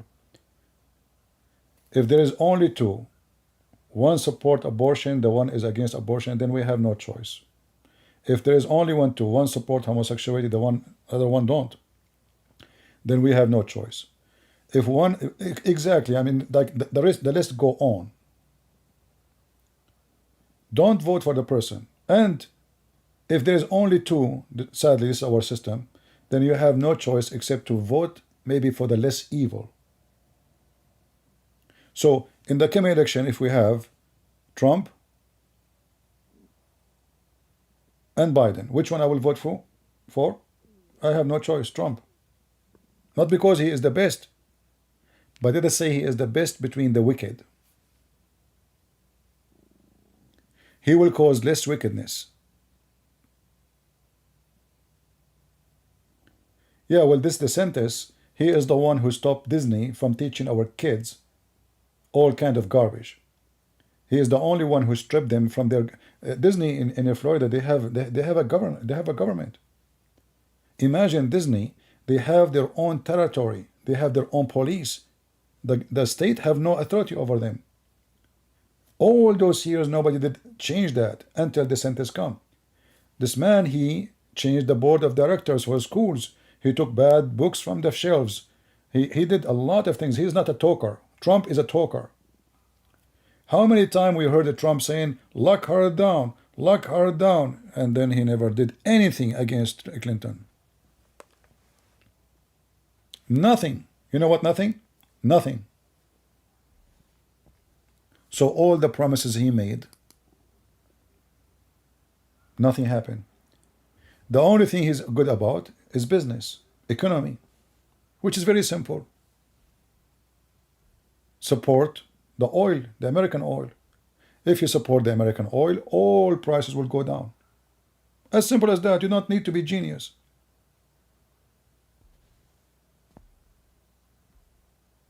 And that was the key of Trump's success in economy. We become #1 producers for oil in the world. And then he made the interest rate so low, almost zero. Which means people will not keep their money in the bank. They have to invest. And that will move the economy. Two things he did brought success. Biden is a communist, stupid. He did the opposite. He don't want to use our oil, but he want to buy oil. You know, I see liberals are like a bunch of people who they have like they take too much drugs, and they are dreamers. So in one hand, they are against the global warming. They want to fight the global warming. Like now, Kamala Harris, she said they want to give $4 billion to fight the global warming.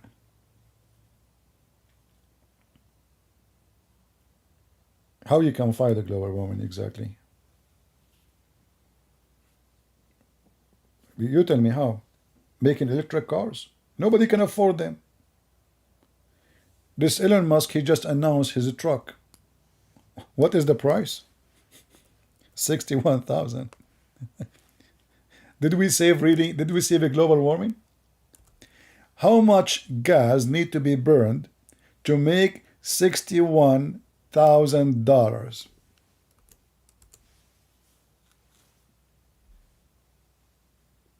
And who can buy it? This is the revolution.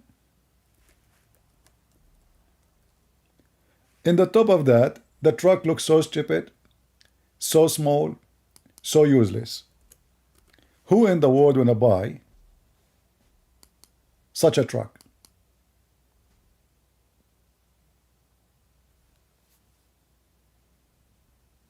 This is the future.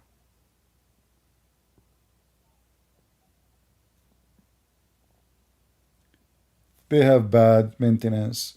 They have bad speed. They have tons of bugs in their software until now. So they are not ready. I support, by the way, to have electric cars so we can get rid of the oil. But you don't change that fast. You cannot change that fast. Things will take its time. Technology does not get ready to go in 2 minutes.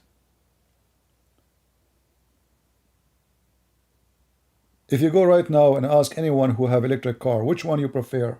The gas one? Or Tesla? I assure you, everybody will say the gas one. They are not good.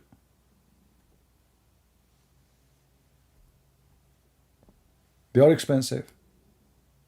Their maintenance is not available.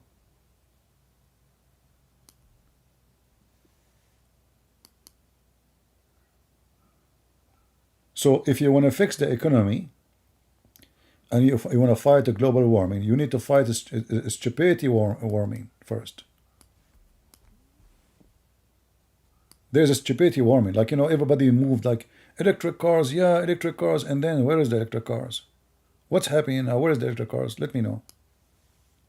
And look at this truck, the most weird truck ever. I mean, I don't know what they are thinking. Are they they want to make themselves like they are going to the spaceship, supposedly? Where is the truck in the truck? What is this? Who's going to buy it?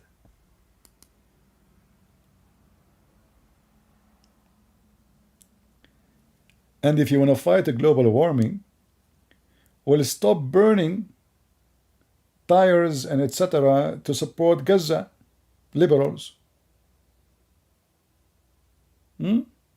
Stop using gas cars. He should be the example. If you ask Joe Biden, what is the presidential cars?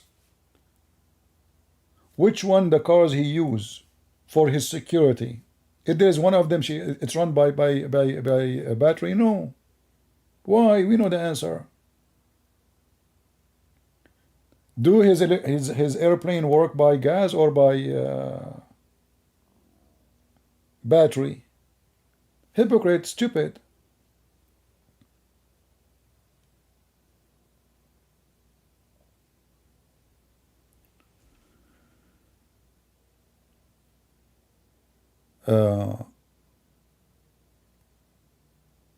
Yeah, honestly, it's really stupid. I mean, you see, if we can have those cars ready to be good, beating, it's about competition at the end of the day. People, I'm not against buying an electric car. Why not? If it's going to be better, cheaper, more practical, for sure I will buy it. Why not? But you don't have such a thing yet. So why you stop producing oil when still we need the oil? And now what we do, we go buy oil from Qatar and Saudi Arabia, and this is the way we fight global warming. And just to show you how hypocrite they are, the global warming summit last week happened where? In Emirates, a country, all the wealth of it is coming from gas and oil. Can you believe it? The one who lead the fight against the global warming now is the one who sell oil and gas. Do you really believe this? Do you think Emirates, they will support anyone, will stop buying their oil and gas so they can go bankrupt? Who is the stupid here? But they are, they have money. They say, let us make a conference, Come here, do shopping in Dubai. All the president, they look how many presidents they come to the conference in Dubai.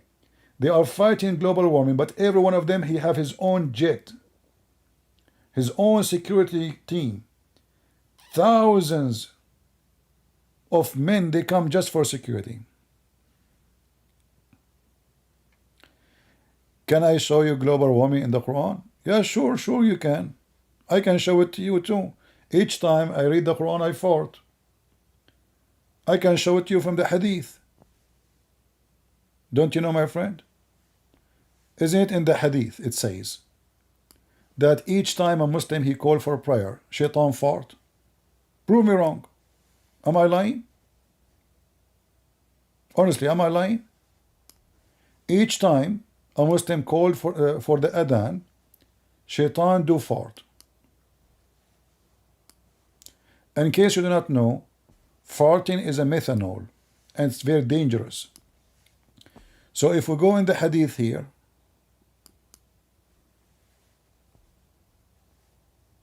where is the hadith? Here we go.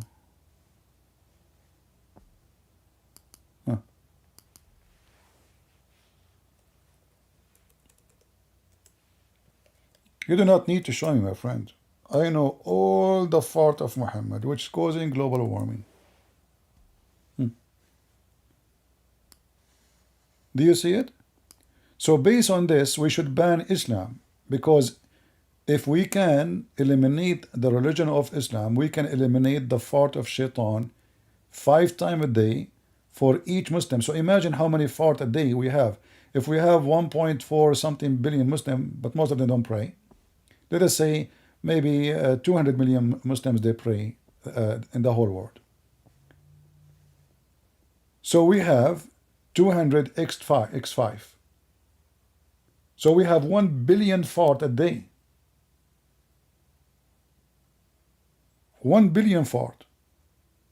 So if you ask me, if we make a summit to fight global warming, we have to ban Islam and ban Muslims from saying at least adhan. Don't say Allahu Akbar.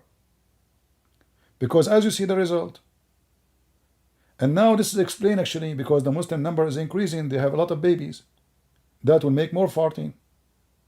So there's a connection between Allah and fart and global warming. You say Allah, he fart, result, global warming. Thank you very much. And you, the smart you want to show me? I do not need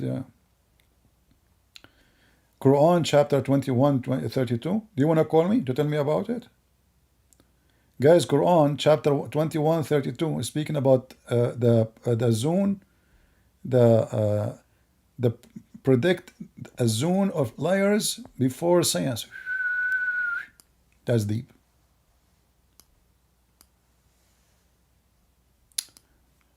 I don't know what to say, my friend. But if I go right now to the Quran you mentioned, you will not regret. I can go there. and people will laugh at you. Do you want to call me so I can open Skype for you? Today I'm using different Skype. Do you want to call me so you can show me the atmosphere layers? Predict a zone layer? Okay, that's deep. That's very deep, my friend. All right. Just to show you how stupid the Muhammadan are.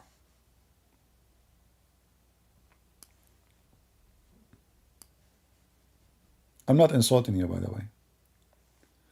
The verse you quote for me, Safaraz. Aren't you Safaraz, the guy with the beard who called me before? Is that the same guy, guys? From Pakistan? He's the same guy, right? Tell me if you want to call me. The verse you are showing me, you idiot, is about Allah protecting the sky from the earth, not the opposite. When Shaitan, he tried to go up to the sky, Allah will shoot his ass by a meteor, actually by a star, according to the Quran, by a star. Do you want to call me so people will laugh at you? So when the Quran says we made the sky protected, the sky is protected, not the earth.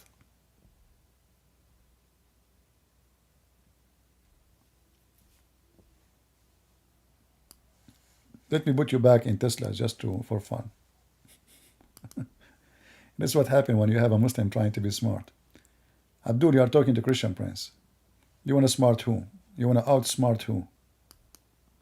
We know all the garbage, all the laundry. Those things you can say to those, Western who have no idea. You can say it to Kim Kardashian, who became expert in politics. For sure. I mean, she have the laundry, the panty collection of knowledge. So if we go in the Quran, we will find this. Let me see. This is your stupid Quran.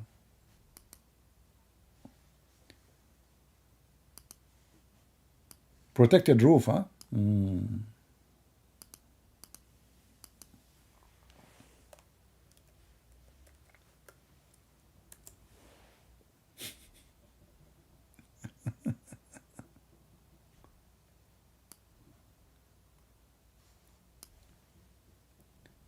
The Quran claims first that the sky was down in the earth and Allah, he lifted up.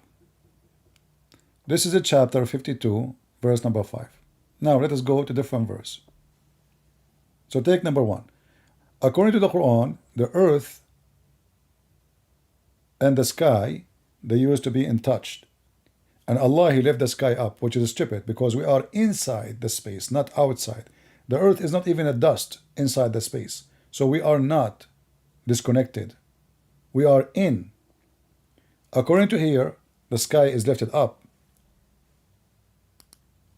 Then we will find what that means.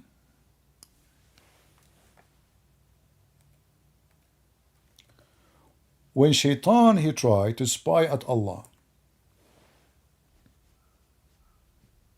in chapter 15, verse number 18. Here you see that Allah, he guarded the sky. He's talking about what? He's talking about the sky, as you see. Do you see it, Abdul?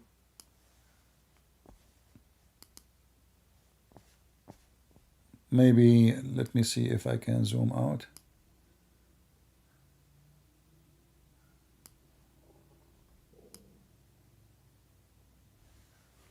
Can you see it, guys?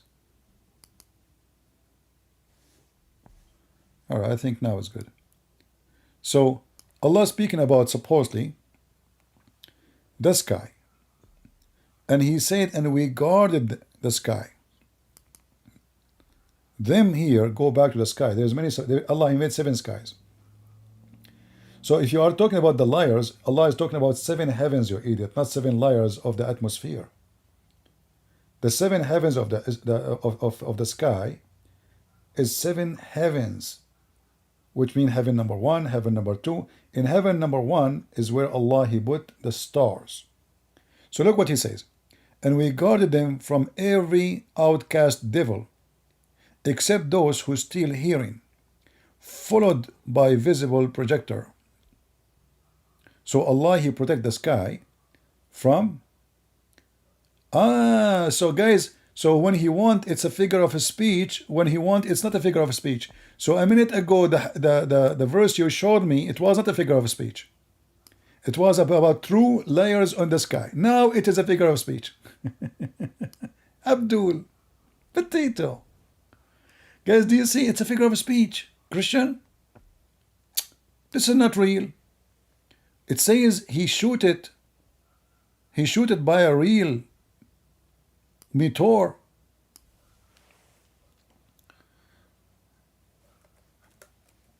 Figure of speech, huh? What about this? This is figure of speech too?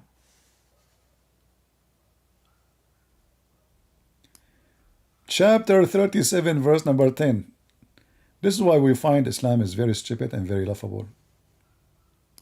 So we guarded the sky from every shaitan. We guarded the sky from every shaitan. As you see. We decorated the lower heaven with a planet. See, you are talking about layers, right? Here we go. This is the layer. So the lower heaven is where the planet and the stars are located. And then guarded it from every different devil. If he try to get close, Allah will shoot at his ass. Do you see it? Is that the science you are talking about? So what the stupid Quran talking about is very stupid explanation for the meteor we see in the sky. So according to Muhammad and the Quran, that when you see a falling star or falling meteor, that because Allah shooting the shaitan who tried to spy at Allah. Shaitan, when he tried to get out of the earth, Allah shoot him.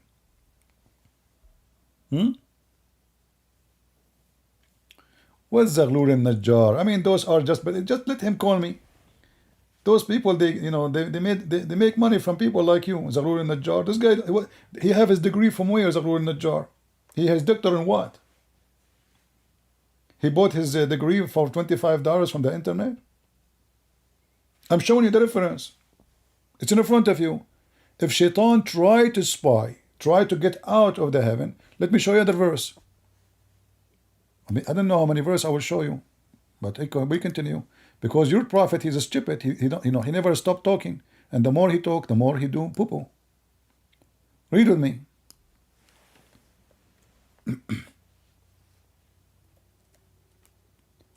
According to your God, Allah created the stars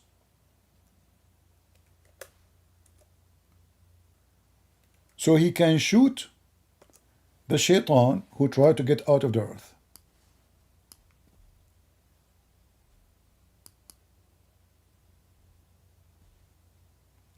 Chapter 67, verse number 5. You will see here that Allah, He made them seven. Listen, Abdul, you said to me, protected the sky, right?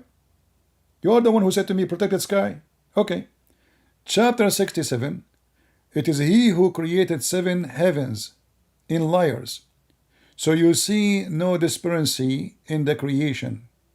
And then He continue. And then He says, and we adorned the lower heaven with the stars and made them as missiles against the devils. What Muhammad is talking about? If a devil he tried to get out of the heaven, or even a human, Allah will shoot him with a star. Do you see how we stupid your Quran? Are we done? No. Let's go more. We have tons. This is the beautiful thing about your prophet. He is just a poo-poo machine. I know that you wish that Muhammad did not talk much, but too late. And then your prophet, he said,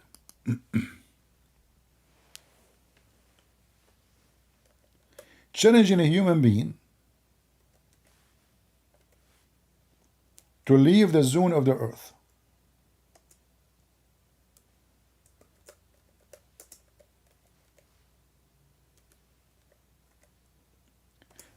And if you try to leave the zone of the earth, Allah will shoot your ass. And he made a challenge to a human being and genie. I think that not including Elon Musk. Correct? And he said they will not get out unless with my authority. And what is the authority according to Muhammad? Those are only prophets of God. They can go up. And the angels. No one else. Chapter 55, verse number 33. And if you try to go out, what Allah will do?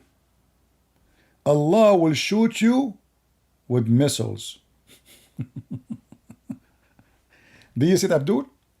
Am I lying? Oh, society of a human and jinn, don't give this verse to Elon Musk. He will die laughing at your God. If you can pass through the bounds of the heaven and the earth, go ahead, go ahead, go ahead, go ahead, pass, go ahead. And you will not pass except with the authorization by Allah. Look like the communists, they get the authorization from Allah, and Elon Musk, he got the authorization from Allah, and the Muslim did not. Because until now, the Muslim, they cannot. In order for a Muslim to go to the space, he have to use either American or Russian spaceship. Do you see it? And if you read the interpretation, your prophet agree that this verse is about that nobody can get out except the angels and prophet of God only. And if you try to do so, what Allah will do? Read with me carefully. And you will be bombarded boom, boom, boom, with the flares of fire and brass.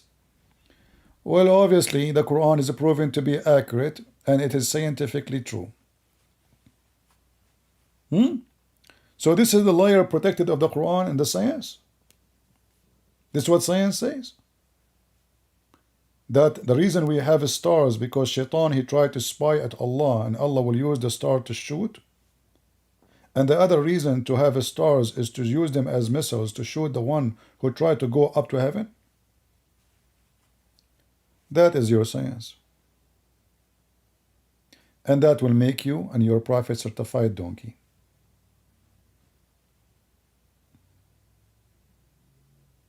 Absolutely, I'm so jealous of the Quran. I mean, this is the book. This is the book who says you can eat in the house of your father and your mother and your sister. I mean, how in the world we will know that? You know, listen carefully. The Quran not only is a book of science, is a book of wisdom. It never happened before that there is a smart God who told a human being that if you are blind,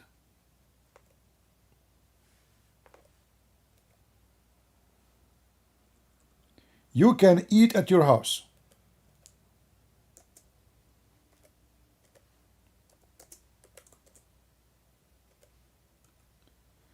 If you are broken, you have a broken legs, you can eat at your house.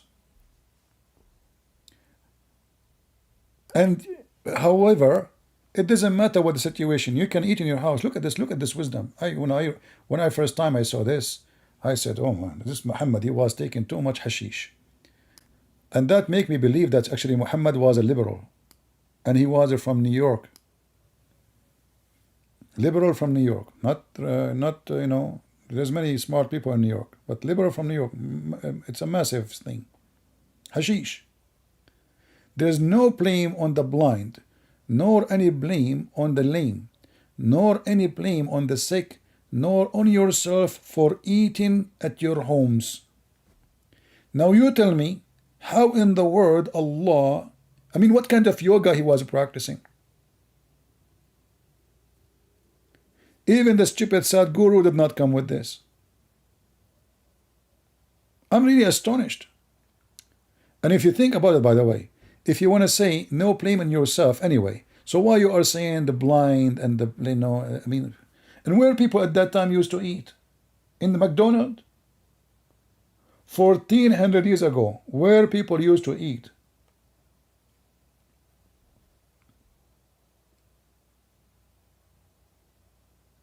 And if somebody is a blind, usually where he eat? I mean, the guy is blind. Is it normal for the guy to eat in his home? Where a human being used to eat for the last thousands of years? He go to the neighbors? How long it took your God to think about it? And look, we did not even read the rest yet. Look, and not only that, know yourself for eating at your homes or your father homes. I'm so glad. Thank you, Allah.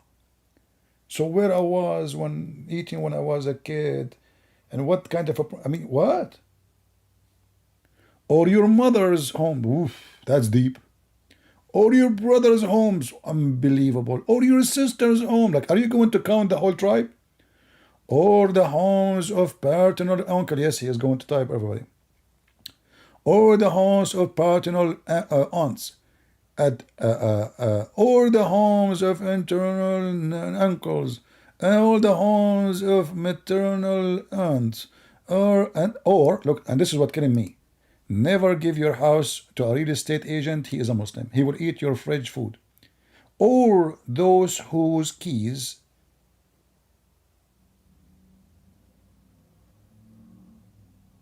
you own. Actually, the translation is not right. Not own. The keys of the houses you have. If any house, somebody give you the key, or it says actually there, or the house of your friend. So if somebody give you the key to take care of his vegetables, let us say flowers, plant, whatever, the Muslim, he have the right now to eat all the food in the fridge. Permission from Allah.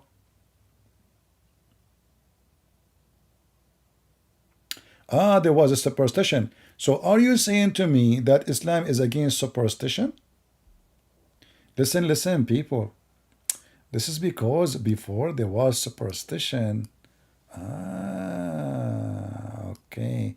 So the superstition says if a person he is blind, he eat in his home, what will happen to him? He will become blind more. I mean, look who is talking about superstition. Isn't it your religion? Is all of it is about superstition? Isn't it your prophet, he says the black dog is the devil? Isn't it your prophet, he says that crow bring you a bad fortune? Let us see the superstition.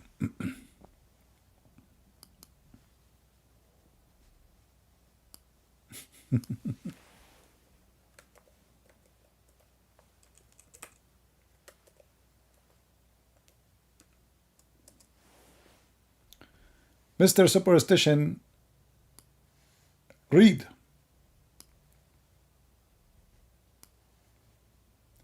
Is that your religion? Ill luck, a race concerning a woman, a house, and a horse. Evil omen. Evil omen? So Islam is against superstition?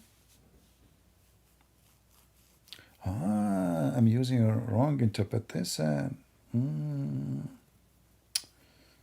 Bad things will happen to me because of three things: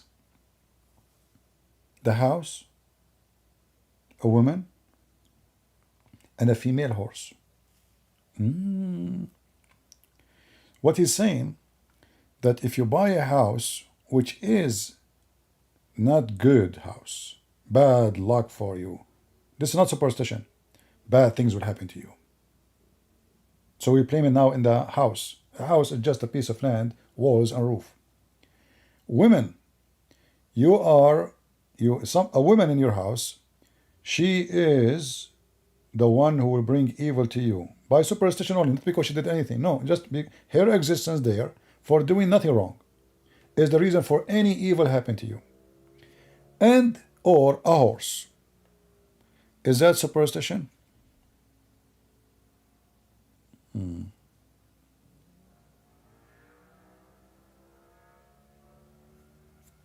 In fact, the funny is your prophet, he claimed that all evil omen happen because of Allah decision. So why you are blaming the women? Your prophet, he claimed that any evil omen happen to you happen because destiny of Allah. There's a hadith where the prophet, he said that transmission disease does not exist, like corona, etc. He said this is absolutely lie. All of this happened only by the will of Allah.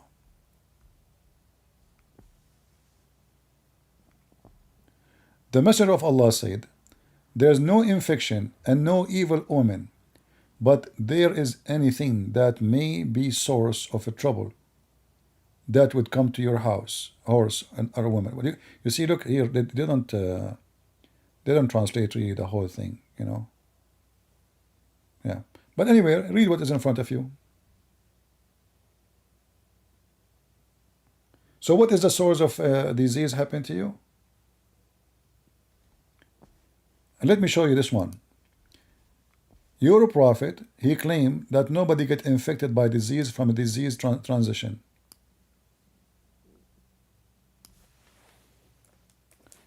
Read and laugh.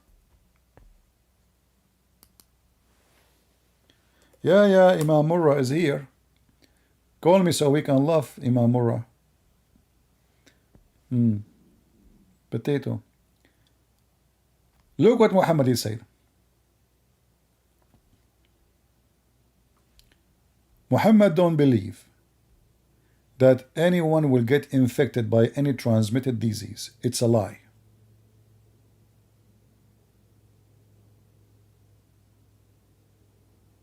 In fact, the translation is false. Look, they are not saying, they are just saying infection. This is not right. This is not right. It doesn't say only infection. It says la adwa. La adwa, which means no transition of disease. Let us see. You see, they keep saying there's no infection. False. It doesn't say infection. Look at this. Finally, we found a correct translation. Let's say close to correction. There's no transitive disease, no divination, but good omen pleases me. So Muhammad don't believe in any transitive disease. Do you see it? People, do you see it? And Muhammad repeated that many times. Look. He said, don't believe in transitive disease. Don't believe that disease can transport it from somebody to somebody. There is no such a thing. It's only just bad luck, omen. Good omen or bad omen.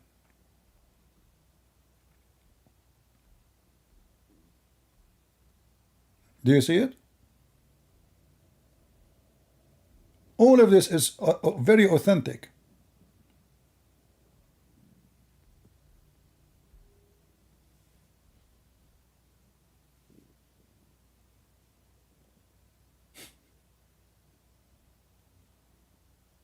And look what the Muslim here says.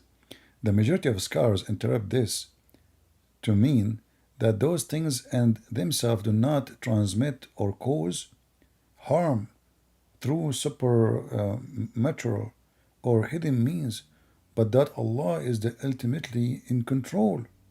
But it says there is no transmitted disease. Yeah. Read here this one. This one is even more nice. Apostle of Allah, he said, there is no adwa, no contagious disease is conveyed without Allah permission.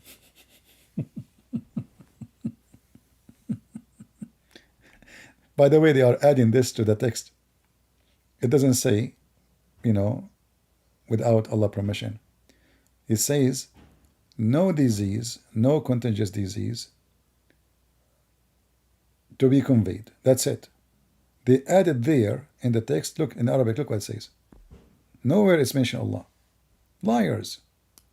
لا عدوى ولا طيرة ولا هامة ولا صفر. And there is no mention of Allah.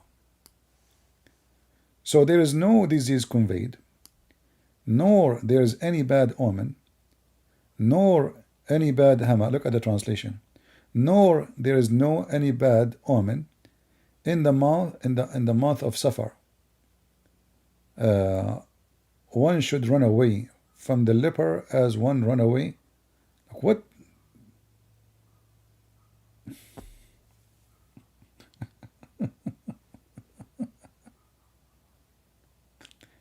You just said there is no contagious disease, and now you are saying to me you should run away from the leper?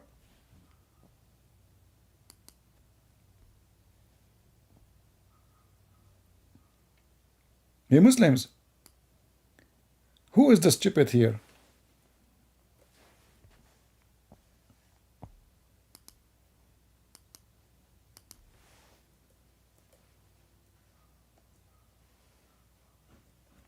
Anyone?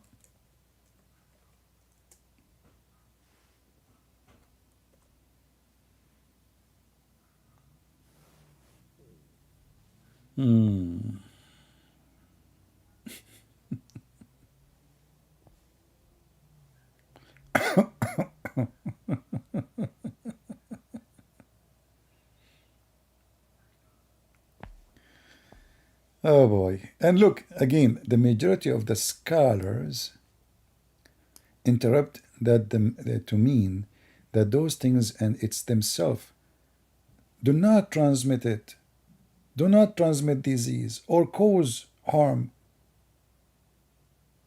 No, they don't.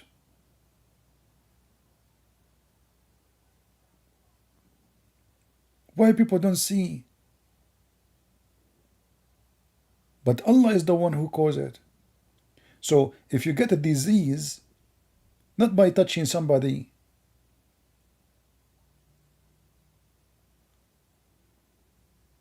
no, it's Allah.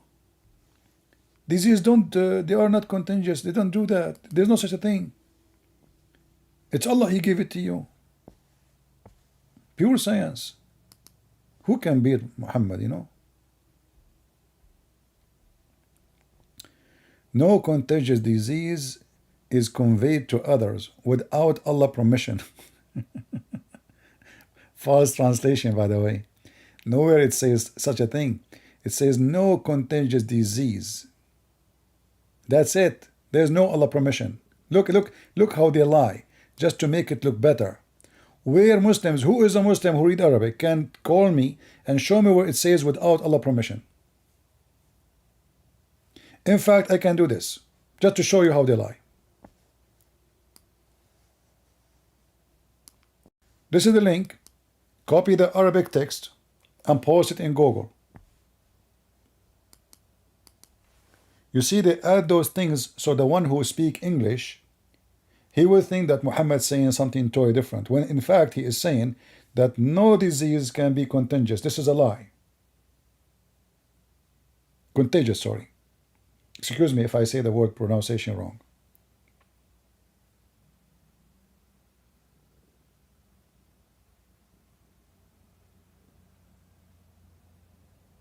This is what your prophet said. And then to fix it, they add by saying to convey to others without Allah permission. In fact, all of this line does not exist.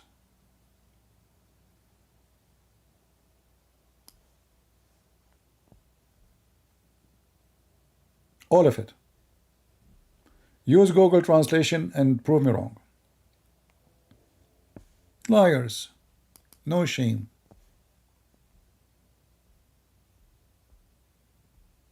Look here, they don't even translate. The word adwa is mean contagious. Contagious. Is that translation? I mean, you are keeping the Arabic word the same. Look at this.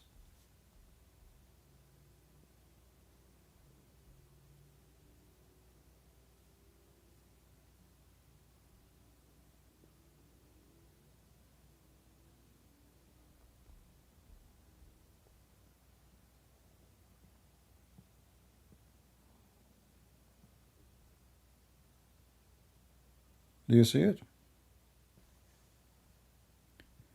And this will tell us that Muhammad was really a very educated man and he was sent by Allah. Who can beat that? Nobody. Right? Nobody. How Dr. Muhammad knew this?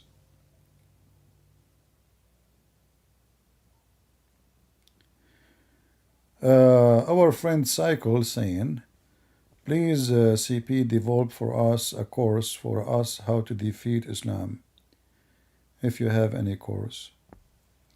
Well, you know, I mean, the method is very simple, my friend.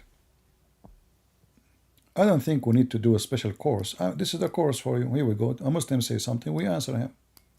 You take the notes, you save the reference, because this is what the Muslim will come with you with. What you see here is a real practice. This is the laboratory of training. A Muslim called me, he challenged me, I refute him, you learn. This is the course. This is better than speeches. But I say to you, number one method to fight any fraud is to use the fraud itself against itself. And that's what I'm doing. So, if a Muslim now, he said to me something, usually what the Christians they do, they try to refute him from their book, which is the Bible. But in fact, you are wasting your time. And actually, it's against the Bible to do that. Why? Because a person who disrespects your book, the Bible says, don't throw your jewels under the feet of the pigs. So before you go to the point where you're going to share the Bible with somebody, you have to be sure he is not acting, behaving like a pig. Until that is proven, then there's no point of view. It's not even right to share the gospel with this person. So what the first step we do? We show him what he's saying from his book is a fraud. We use his own book against him. Like what I did all now. Until now, this guy was saying things to me. What I did I use any verse from the Bible? No. I opened the Quran, I showed him the Quran, I get him busted. And then when the person, he noticed that his book is stupid, and now he is listening. This is the time you share your jewels with the one who is listening, not with someone acting like a pig.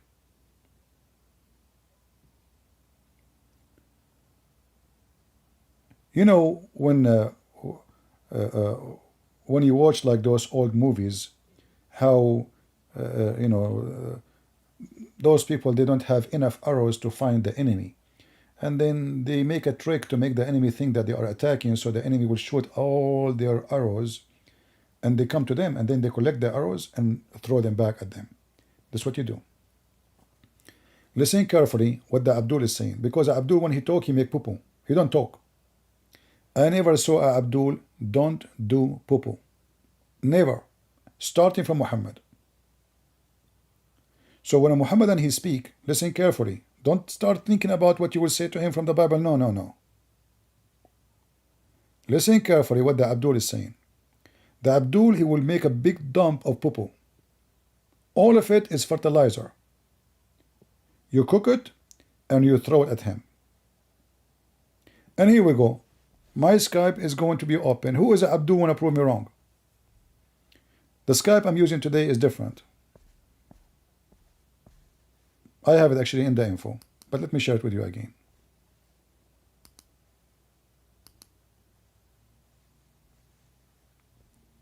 I'm using different Skype from the one I use usually.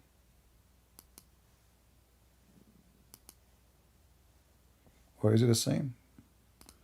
Let us see. Yeah, this is the one I'm using. Who is a Muslim would like to call me and prove me wrong? That I cannot prove him wrong from his book. Anyone? Just watch and see. They were not there. Look, this guy, look how many Muslims in the chat. They knew that from their books I can defeat them.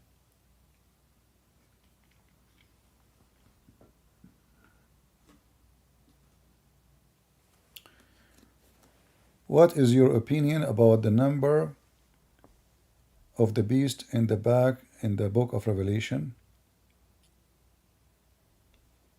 Well, you know, I cannot say that the number of the beast is exactly what the Arabic. It's possible. I saw, I mean, the idea. I think the first one who came with it is Walid Shabat.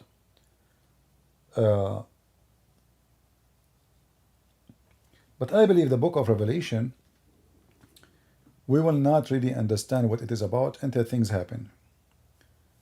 There's a lot of like metaphorical words and metaphorical statement. I believe those will not be understood until things come to existence. So we will know what is because the Antichrist is a person, is not a religion. The Antichrist is a person. So that sentence is not a person, is not Muhammad. And Muhammad cannot be even the Antichrist for many reasons. So I don't want to mix things up, but it's very weird that there's a match between them two.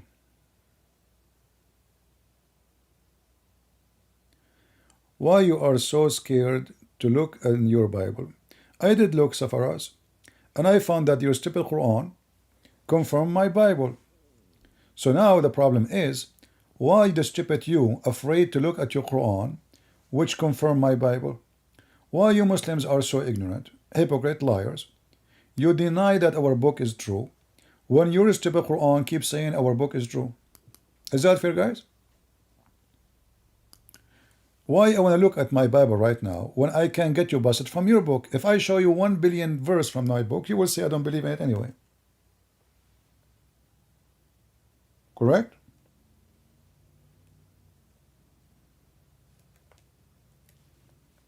So the easiest way is to show you what your book is saying. And this is what you fear.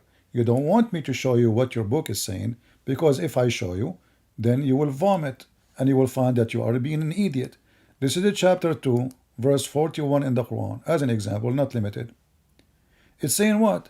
It's saying that the Quran confirmed the book which is with us.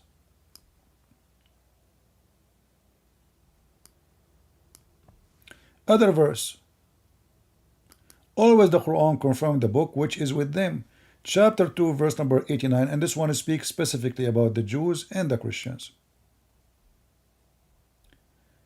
And when the Quran come to them from Allah, the scriptures here mean the Quran, confirming what they have. So your stupid Quran confirm what they have.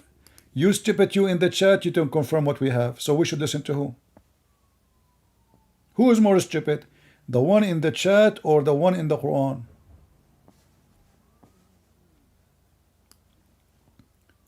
Guys, does it say confirming what they have? Or Christian Prince is making things up? Does it say that? This is a chapter 2, verse number 89. And there's tons of verses, not only 1, not only 2, not only 3, not only 4, not 5. So this is the stupidity of the Muhammadan. They flood the internet with saying the Bible is corrupted, and then their stupid prophet, he says, no, hold on. I confirm the book with them. And not only that, in some verses says even مُصَدِّقًا لِمَا بَيْنَ يَدَيْهِمْ, what is between their hands. Specifically, physically. Not only what is with them. Like here, you know, it says confirming what is with them. But other verses, which the Muslim, they lie in the translation, it says مُصَدِّقًا لِمَا بَيْنَ أَيْدِيهِمْ, which is between their hands. And then you will find the Abdul like this saying to you, your Bible is corrupt. Number 3. What is the gentleman who says do course to learn how to debate Islam? Listen to this. The Muslim believe that the Bible we have is sent by Allah.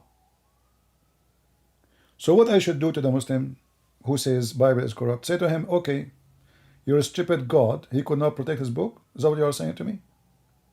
So Allah, he sent down the Torah. Allah, he sent down the Injil, which is the gospel, the Greek word. Allah, he accept the Greek Bible only. And then Allah could not protect his book. This is the problem of who then? This is the problem of the stupid God who claim that he sent those books yet he cannot protect them. And this is additional proof that Allah can't be God. For if he is God, and really he is the one who sent those books, how come he could not protect them? As you see, the Abdul, he was just accusing the book to be exchanged. So what he is saying to us, that he's a stupid God, he sent books, but he don't protect the books. Right? You have traveled 2,000 years from the future. Oh, Imam Murrah, you remind me of your prophet who traveled more than that between Moses and the Samari. The Samaritan, according to your Quran, they are exist according to the time, in the time of Moses. So who is the one traveling 2,000 years? You or Fifi or a prophet of Allah Muhammad? Potato. Call me, or let your sister Fifi call me. Yeah, just call. Cowards, potato, sons of Mutaz. The Samaritan, he was exist in the time of Moses? Are you sure? The time traveler Muhammad? Oh, hold on, not only that. Mary is the sister of Aaron. Oh, not only that. Mary is the daughter of the father of Moses. Who is the time traveler? How in the world Mary, she become the daughter of Imran? Look, even the name of the chapter is the family of Imran. When you see this, he's talking about who? Okay, they are talking about Moses. Actually, he's talking about Moses. But then he's the donkey, he claimed that Imran is the father of Mary. But all of us, we knew that Amram is the father of Moses. So the stupid Muhammad, the time traveler, he made Mary the daughter of Amram, and he made her the sister of Aaron, which means the sister of Moses, and he made Jesus the nephew of Moses. And you are talking about time traveling, brother? Now he regret what he said. And you know, when a rabbi, he came to Muhammad, he said to him, Abdul, listen. He said to Aisha, listen, tell your Abdul husband, there's hundreds of years between Mary and Aaron. And now Muhammad, he got busted. So he told them, at that time, they used to call them by their great prophets and their ancestors, but Aaron is not the greatest. And Moses was, according to Islam, and he is not even from the same tribe. In the top of that, if Muhammad, he tried to fix the first one after the Jews got him busted, how he can fix this one? This one already became Quran. Amran is the father of Mary. Fix this one, if you can.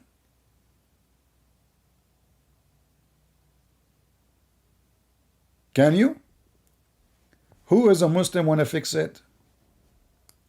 How Mary, she become the daughter of Amran, and Jesus became the grandsons of Amran, the father of Moses.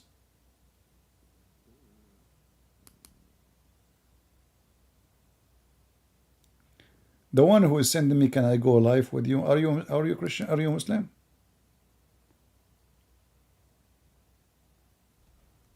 If you are a Muslim, you can text me.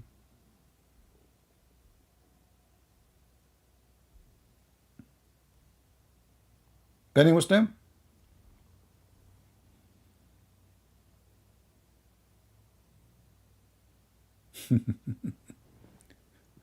I mean, your prophet is so good in time traveling. And not to forget, by the way, when Muhammad, he went to heaven, he found Moses and Adam and Isa and Ibrahim and everybody there. But according to Islam, according to the Quran, all the prophets are dead. And they will be resurrected in the day of judgment. And Muhammad will be the first one to be resurrected. So how they are dead, he found them in heaven.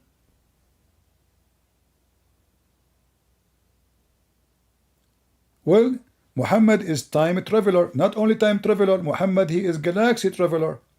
Muhammad, he went to the 7 heavens in the top of a flying donkey, while the Quran says it take the angels 1,000 years to go up and 1,000 years to come down. So how the angel was able to go in a few hours to go up and down when the Quran says it take 1,000 years? Any Muhammadan?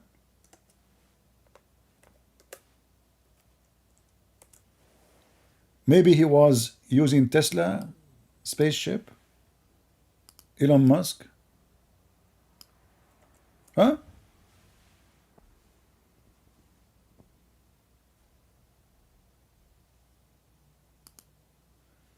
The Quran says, chapter 32, verse number 5, He regulate all affair from heavens to the earth. Then it ascended to him in a day of the length of it, of which 1,000 years by your count. So it take the angels 1,000 years to come down, and 1,000 years to come back. 2,000 years. How Muhammad he went up to the heaven in few hours and come back? Any Muhammadan? Not only that, there's a hadith. I mean, most of people when they read, they don't notice how stupid Muhammad is.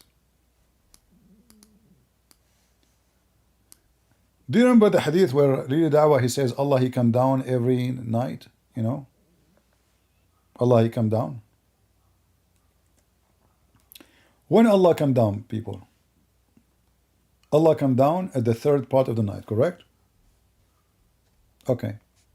When Muhammad he went to heaven at the night, he met him before the sunrise and he came back. But based on the hadith, Allah was down in the earth, not in the earth, in the lowest heaven. But Muhammad he met with Allah, supposedly, he went all the way to Allah in the seventh heaven. So Muhammad he went to the seventh heaven up when Allah was down.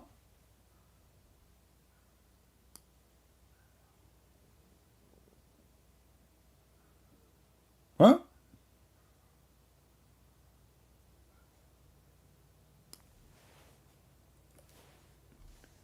If we go to the hadith, we will find this.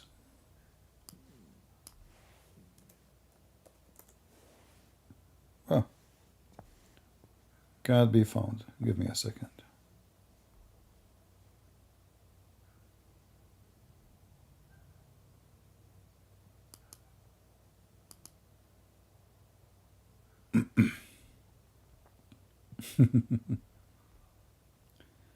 He come down, huh?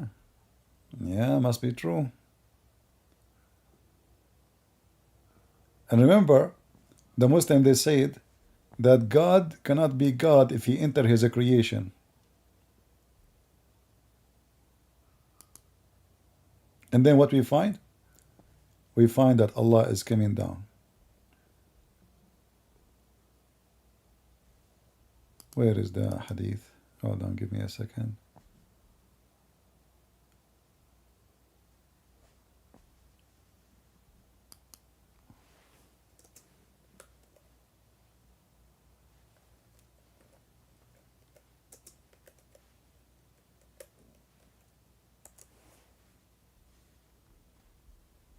All right.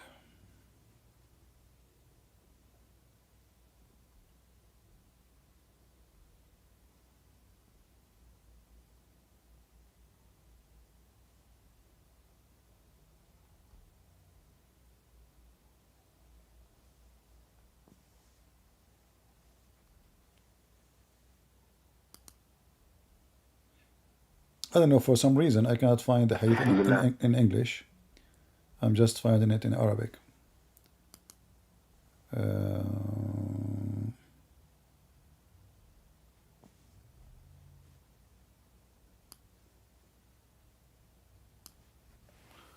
Let us try again.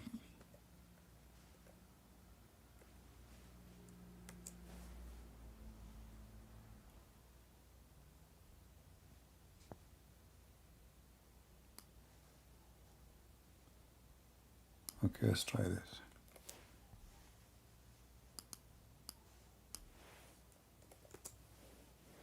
Here we go, finally. So if Muhammad he went up to the seventh heaven at night, while Allah is coming down to the earth, where Muhammad he went? Do you see it? Remember, the hadith says that Allah come down every night, not once a week.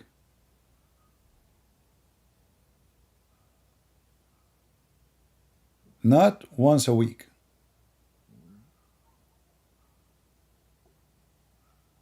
Do you see it? So if Muhammad he went up to meet Allah, how stupid it is that he is going there in the wrong time. Muhammad is going up, Allah is going down. It take Muhammad 1,000 years to go there. That's what the Quran is saying. If he is riding an angel.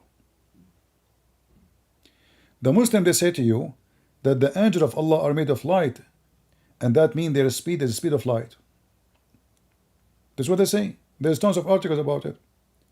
And based on this, imagine how close Allah is to us as distance. Because if I can go by the speed of light 7 hours or 8 hours and come back, this is round trip. That means we can meet Allah after 3 hours of light, speed light. That means the end of the universe is just a 3 hours and a half of his light speed.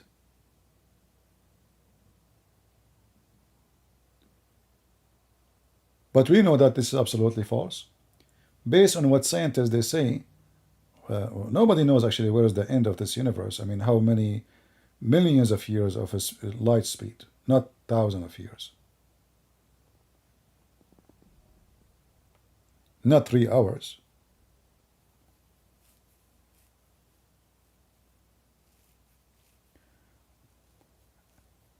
Yeah, isn't it? Yeah, Mark is asking, but isn't it nighttime somewhere else in the world? No, because Muhammad he think that the earth is a flat, so the whole earth have one time zone.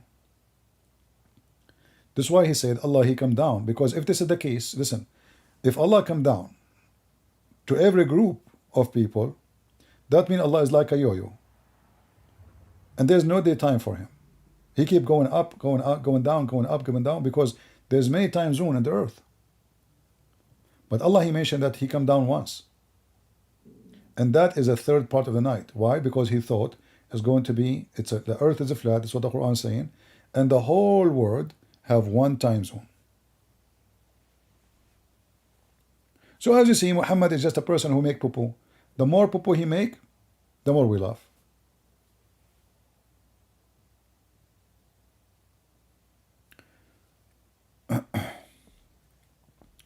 Quran, is just a collection of stupid stories. And the smart one is the one who connect, let us say, the dots together. If you just read the plain text, there's nothing there really. You have to connect. You have to take notes. You have to learn. And from there you can connect the dots. If you are just reading, you will go nowhere. You will be just like many people who read and read. Their reading is meaningless. Right? Let me see Skype if there's anyone. Until now, I don't see any. I think those are old messages.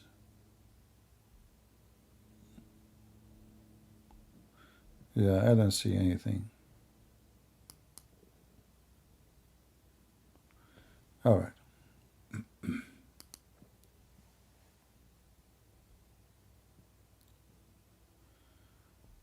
Who was Baal, and who built the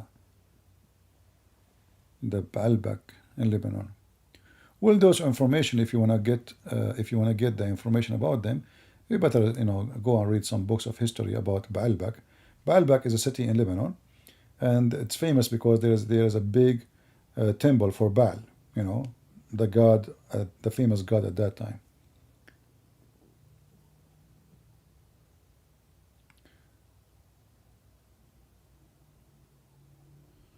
All right. Do we have any Muslim would like to join us? I don't see anyone. I'm going back in the chat to see if there's anything. Okay, a person asking, what is your opinion about chapter 2, verse 109?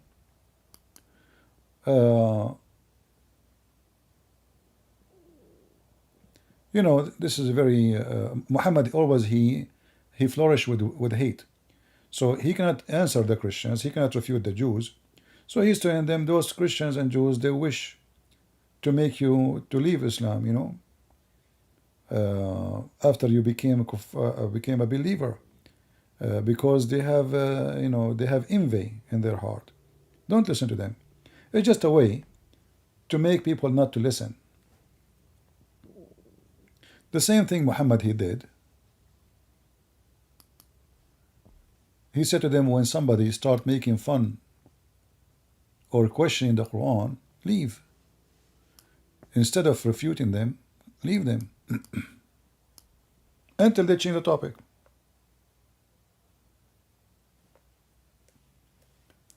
So if they start talking about the Quran, even if they are speaking in respect, like they are asking you questions, you know, and you don't know, as usual, Muhammad himself could not answer, so how the Muslim they will answer?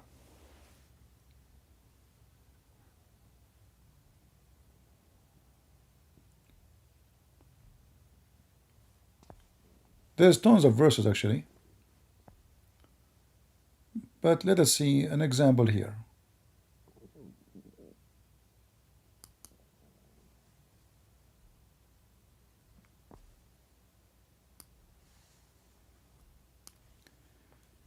And you will notice right away what Muhammad, the Muslim translation, he has called it vain talk.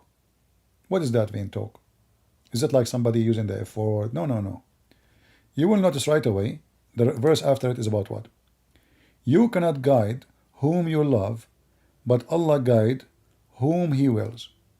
So what he called vain here is the one who is debating you about your logic, your reasoning. So, okay, he didn't want to, you know, like I could not convert him. He is having a good point. He is refuting me. So, okay, you know what? Stop, stop, stop. Because you cannot guide whom you love, but Allah guide whom He wills. And here you notice, this verse alone, by the way, is enough to destroy all of Islam. Anyone can tell me how? I will not say anything. I will wait for you to tell me.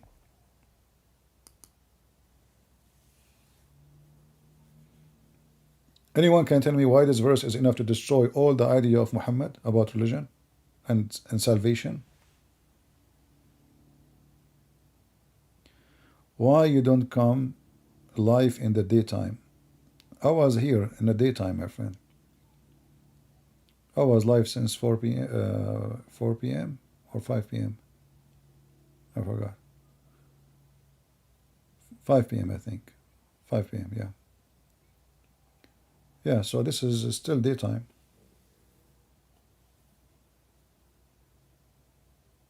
Anyone can tell me why this verse alone is enough to destroy Islam?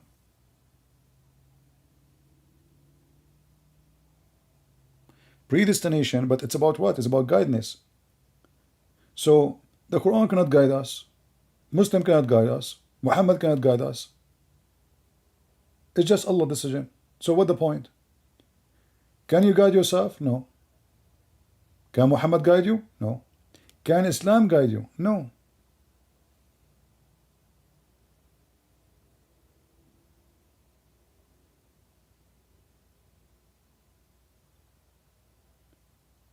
And Muhammad actually, he mentioned this verse here.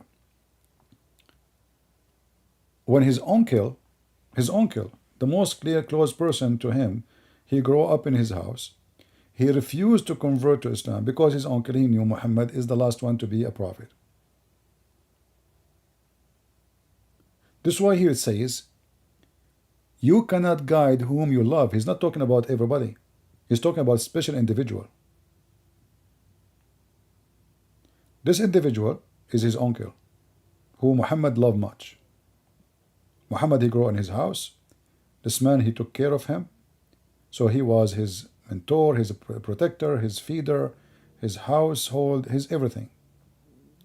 Even this man, even in his death, he refused to convert to Islam.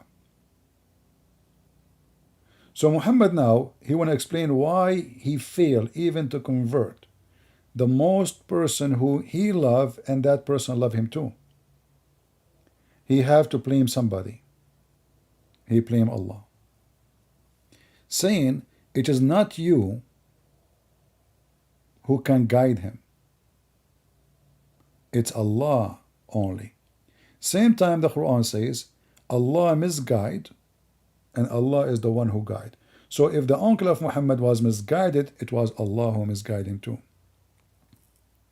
And that again proved to us that Islam is just a joke.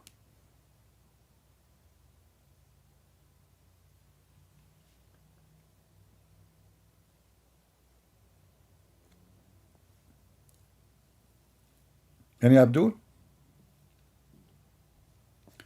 The Quran is making it clear that Allah is the one who misguides. You see, actually, my book name is what? The Deception of Allah. Go and read the first verses. And go on, if you have the Quran and Science, it's complete to the first one. The Muslim, they try to refute me, saying, oh, that they see deception here is not true, this is false, etc. So I made the first few pages in the second book, all to get them busted. Go read it. This is a religion based in one idea, that Allah is a deceiver and Allah is the guide. So you can say Allah is the double agent.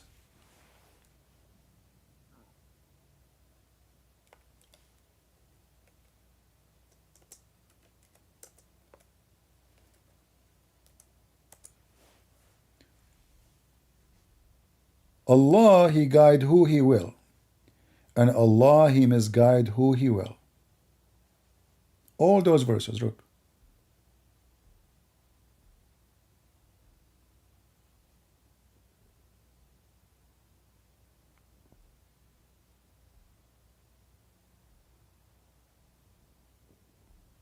Look at this.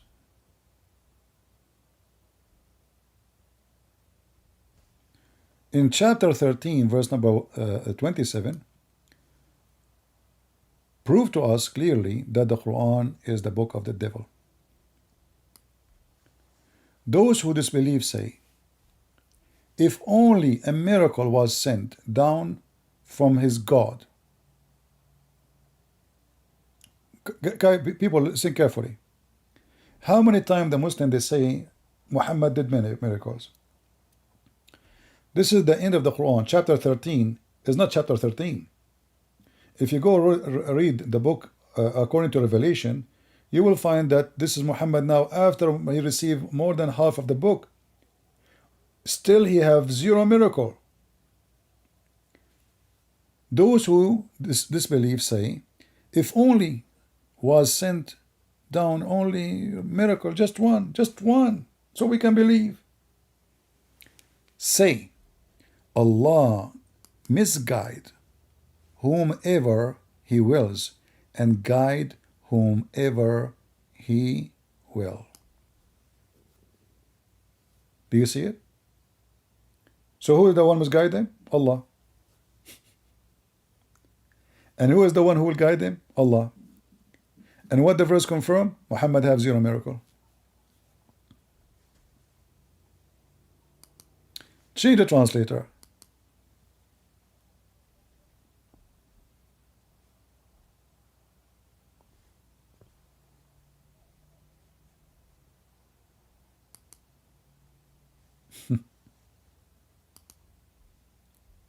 You know, I'm very thankful for the stupid Muhammad, actually. I'm so glad he is so stupid. Otherwise, that will make it hard. I mean, he is so stupid, and there's still you will find somebody he convert to Islam because they are ignorant. But by time, I hope people will find out that this guy is just so dumb. You will notice here the Muslim, they are using the word who leave to stray. But in fact, the correct translation is yudil. For it is deceive. And all what they ask for is just one miracle. How come Jesus have tons and hundreds and millions of miracles, Muhammad have none? And that proved to us, by the way, that Muhammad miracles in the hadith are fabrication. Because why we have miracles in the hadith, but we have zero miracle in the Quran?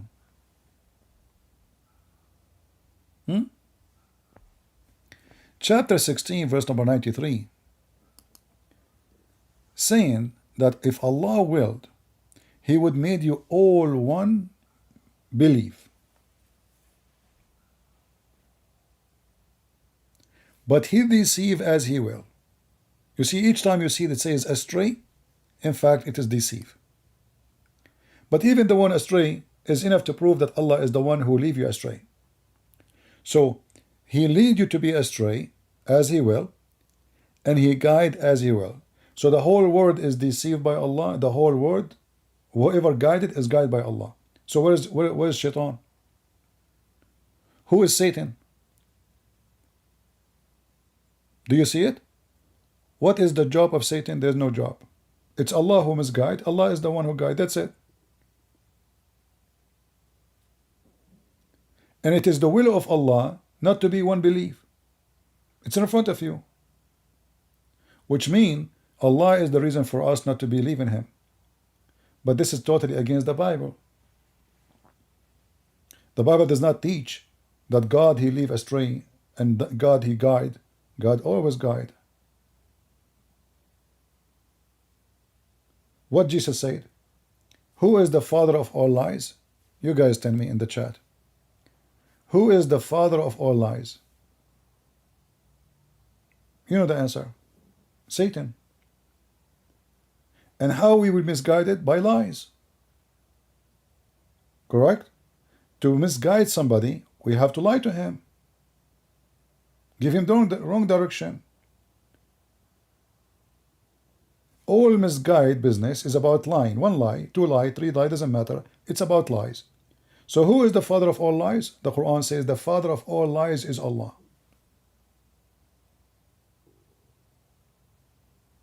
It's in front of you. Even the Quran go farther to make it clear for us that Allah is the father of all lies by saying,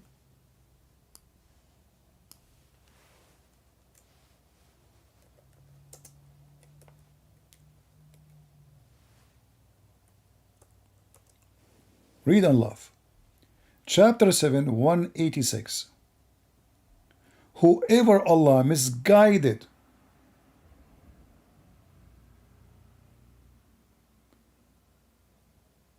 and He leaves them blundering in their So, by the way, translation is not correct.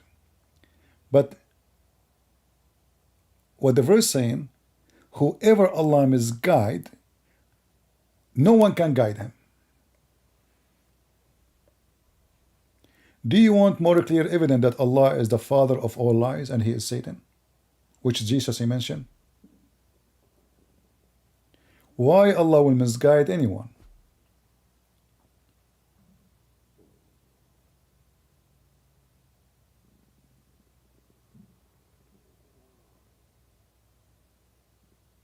Are we taking reference for the people who are trying to learn? Are we saving reference? I hope so.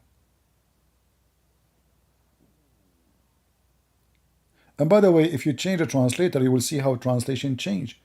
Like here it says misguide, in other they will say something else. They will say astray, they will say, but even misguide, it's false. It's deceive. Yudil not only misguide, it is deceive. So whoever Allah deceive, No guidance for him.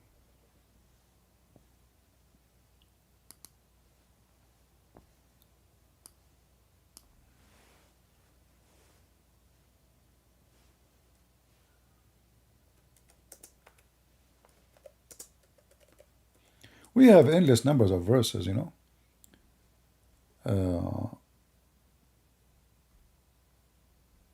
Look, all those verses.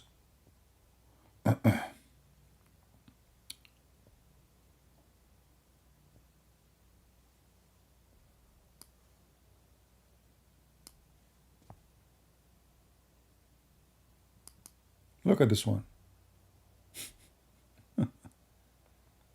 Guys, look at this one. Isn't this beautiful? Isn't it beautiful that the devil, he incriminate himself? Chapter 16, verse number 37. Even though you may be concerned about their guidance, Allah does not guide those who misguide, who He misguide. Who is the one who misguide them? Allah.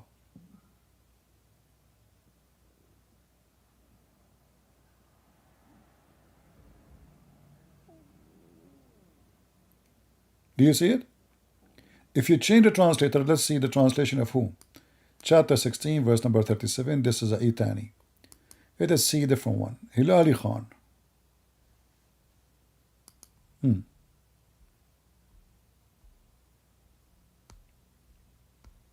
Okay. All right. If you covet for their guidance, then verily Allah guide not those whom He make go astray. So, suppose now they make it look better. Do you see it? Who is the one who made them go astray? So Muhammad trying to guide them. Allah saying to him, you're trying to guide the one who I misguide?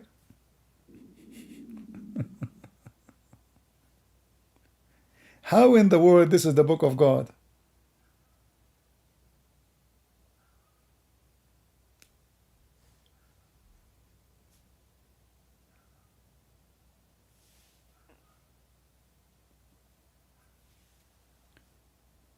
Are those chapters and verses on the right side?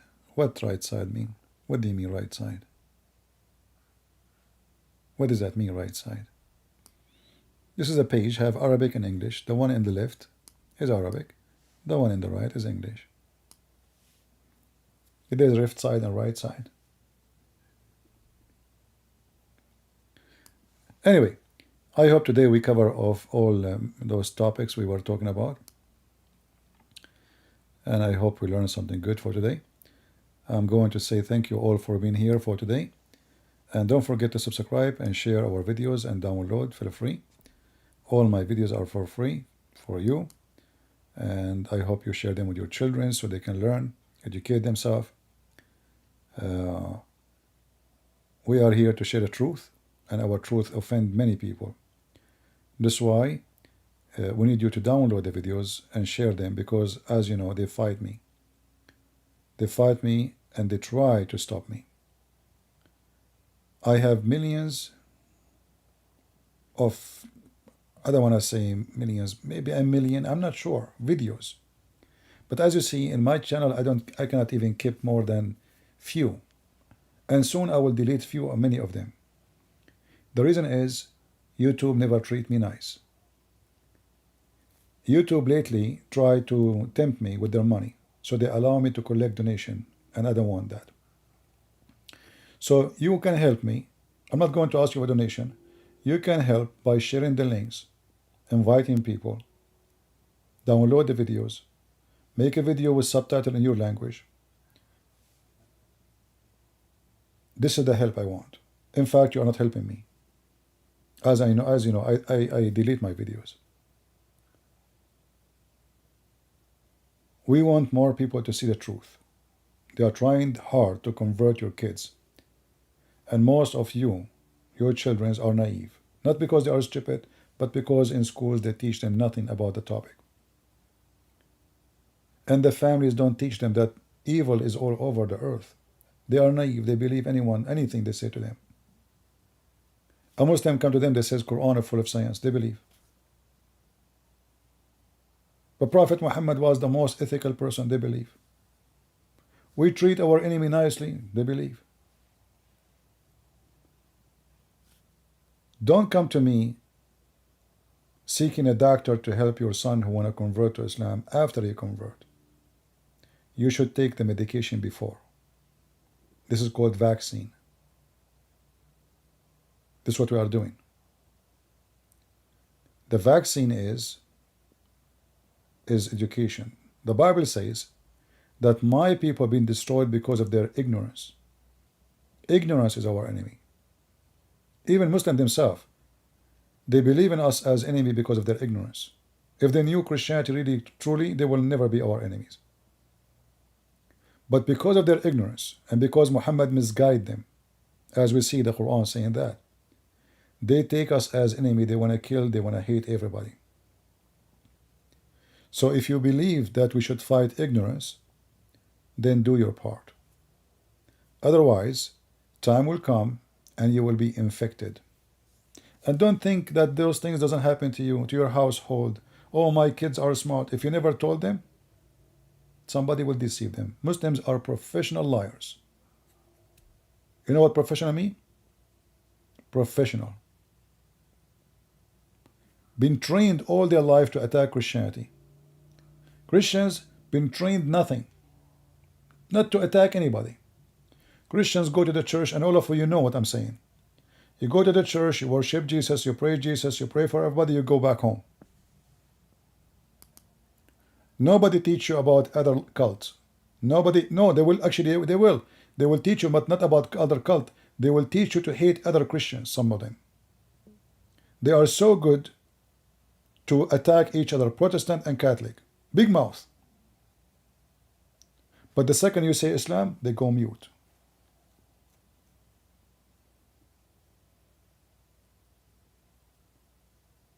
And that is what Shaitan and Satan, he want from us. He want us to be divided, attacking each other, so we will not be united. Divide and conquer.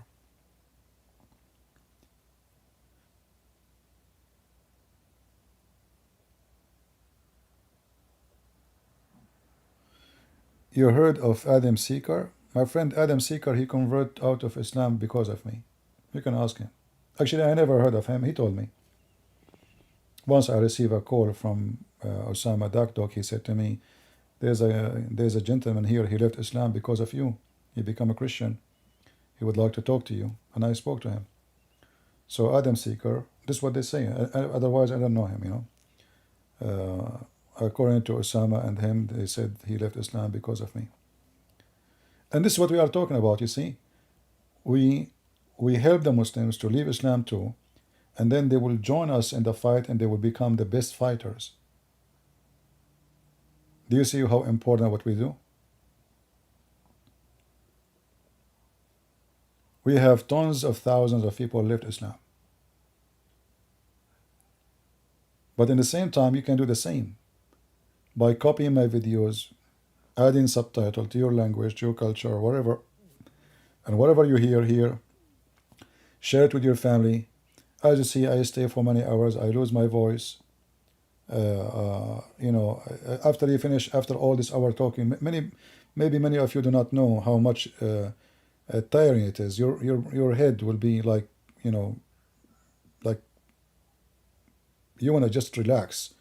Speaking for many hours, and it's not just talking, you know, there's a different talk between someone speaking about stupid things, anything, you know, like having stupid talk, and somebody is debating, showing reference, you know, arguing, proving the wrong, the right, looking for reference. It's a long process every day. I finish now. There's many people send me emails. This guy, he met a Muslim. This girl, she met a Muslim. This guy, he want to marry a Muslim. So I became like a clinic, and the clinic is for free. I never receive a question, especially if it's serious, from somebody, and I ignore it. So it's a long day from the first thing I wake up in the morning until I go to sleep. I'm just doing my fight. I'm just telling you so you understand. I'm not fighting for myself. I'm the last one who can be deceived with such a garbage. And you know that. I'm fighting for you and your kids. So help me by downloading the videos, sharing the information, teach in your church, take notes. I want you to be a teacher, not just a listener. We want an army of knowledgeable people, not a bunch of ignorant, just wearing a cross in their neck. We defeat the devil not by ignorance, not by just saying, I believe in Jesus. Because the devil, he knew how to come to you. He knew where's your weak spot. And he will do his best to defeat you. So you have to have knowledge in your book. And now I'm sharing with you the knowledge about their book. This way, you can defeat them in any way they come to you, from your book or their book. And my best advice is, when somebody tries to defeat you from your book, beat him first with his logic. Use his book, for that is the most effective. I never made one Muslim leave Islam because I quote for him a verse from the Bible. No. It's by quoting his Quran, his books. But I make, by the help of the Lord, a Muslim convert to Christianity by the Bible. Which means first, we make them leave the devil. He don't want to be part of the devil. And then we can give him the jewels of God, the word of God. Don't share the gospel with somebody. He is demonic. First, you have to clean the demon from inside them so they can listen. You are just wasting your time. So I hope more people will join the fight, and more people they will do, like make short videos in TikTok, make short videos everywhere. I mean, just do something. And by the way, in case you do not know, you can even make money. I know there's a person, he sent me an email, says, CP, I am a disabled, I'm a veteran, I made a couple of $1,000 from YouTube, from your videos. I want to send them to you. I said, no, don't send it to me. This is yours. You are disabled. God bless you. This is your work now. He paused the videos. His channel is growing. He have commercial, and he made money. Good for you. So you can even support your family by doing something right.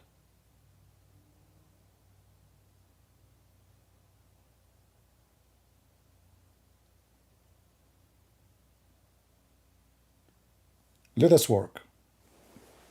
The Lord, he don't want just believers. He want warriors who love to work and serve him. The Messiah himself, he washed the feet of his disciples. The Messiah himself, he walked from cities to cities. He was not sitting in a chair and people coming to him. He goes. He goes to them. Are you better than the Messiah? He came to us. He humbled himself.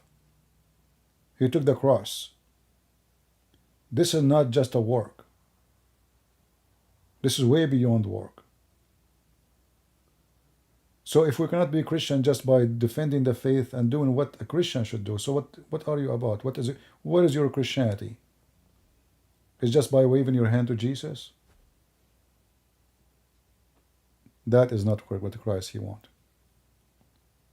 So we are victorious, and we defeat them, and they fear us. They fear the Bible. They fear the truth. Why? Because the Lord, he said the truth which will set you free. And the Muslim, they are afraid from to be set free. And we are here to free them. If no Islam, there is no war right now in Gaza. If no Islam, there is no terrorism around the world. Peace will be in India. Peace will be in Afghanistan. Peace will be in Indonesia. Peace will be around the world. Islam is proven to be the most demonic, evil, satanic belief. As the Lord, He said, from their fruits you shall know them. And we share with them their fruits. In fact, they themselves, they share their fruits with you. And now they are so smart, they record themselves with their fruits. Raping women, kidnapping children, beheading people. They are so proud of their evil.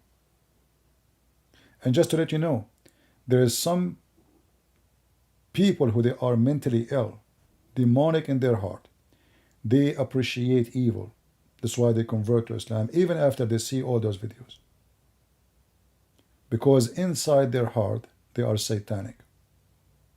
There's many people who they are criminals. They find Islam very much fit with them. Islam is a crime. So why a criminal will not love a crime? So join us in the fight and don't be a potato couch. Thank you all for being here. May the Lord bless you. And this is your brother Christian Prince was serving you humbly for today. Take care.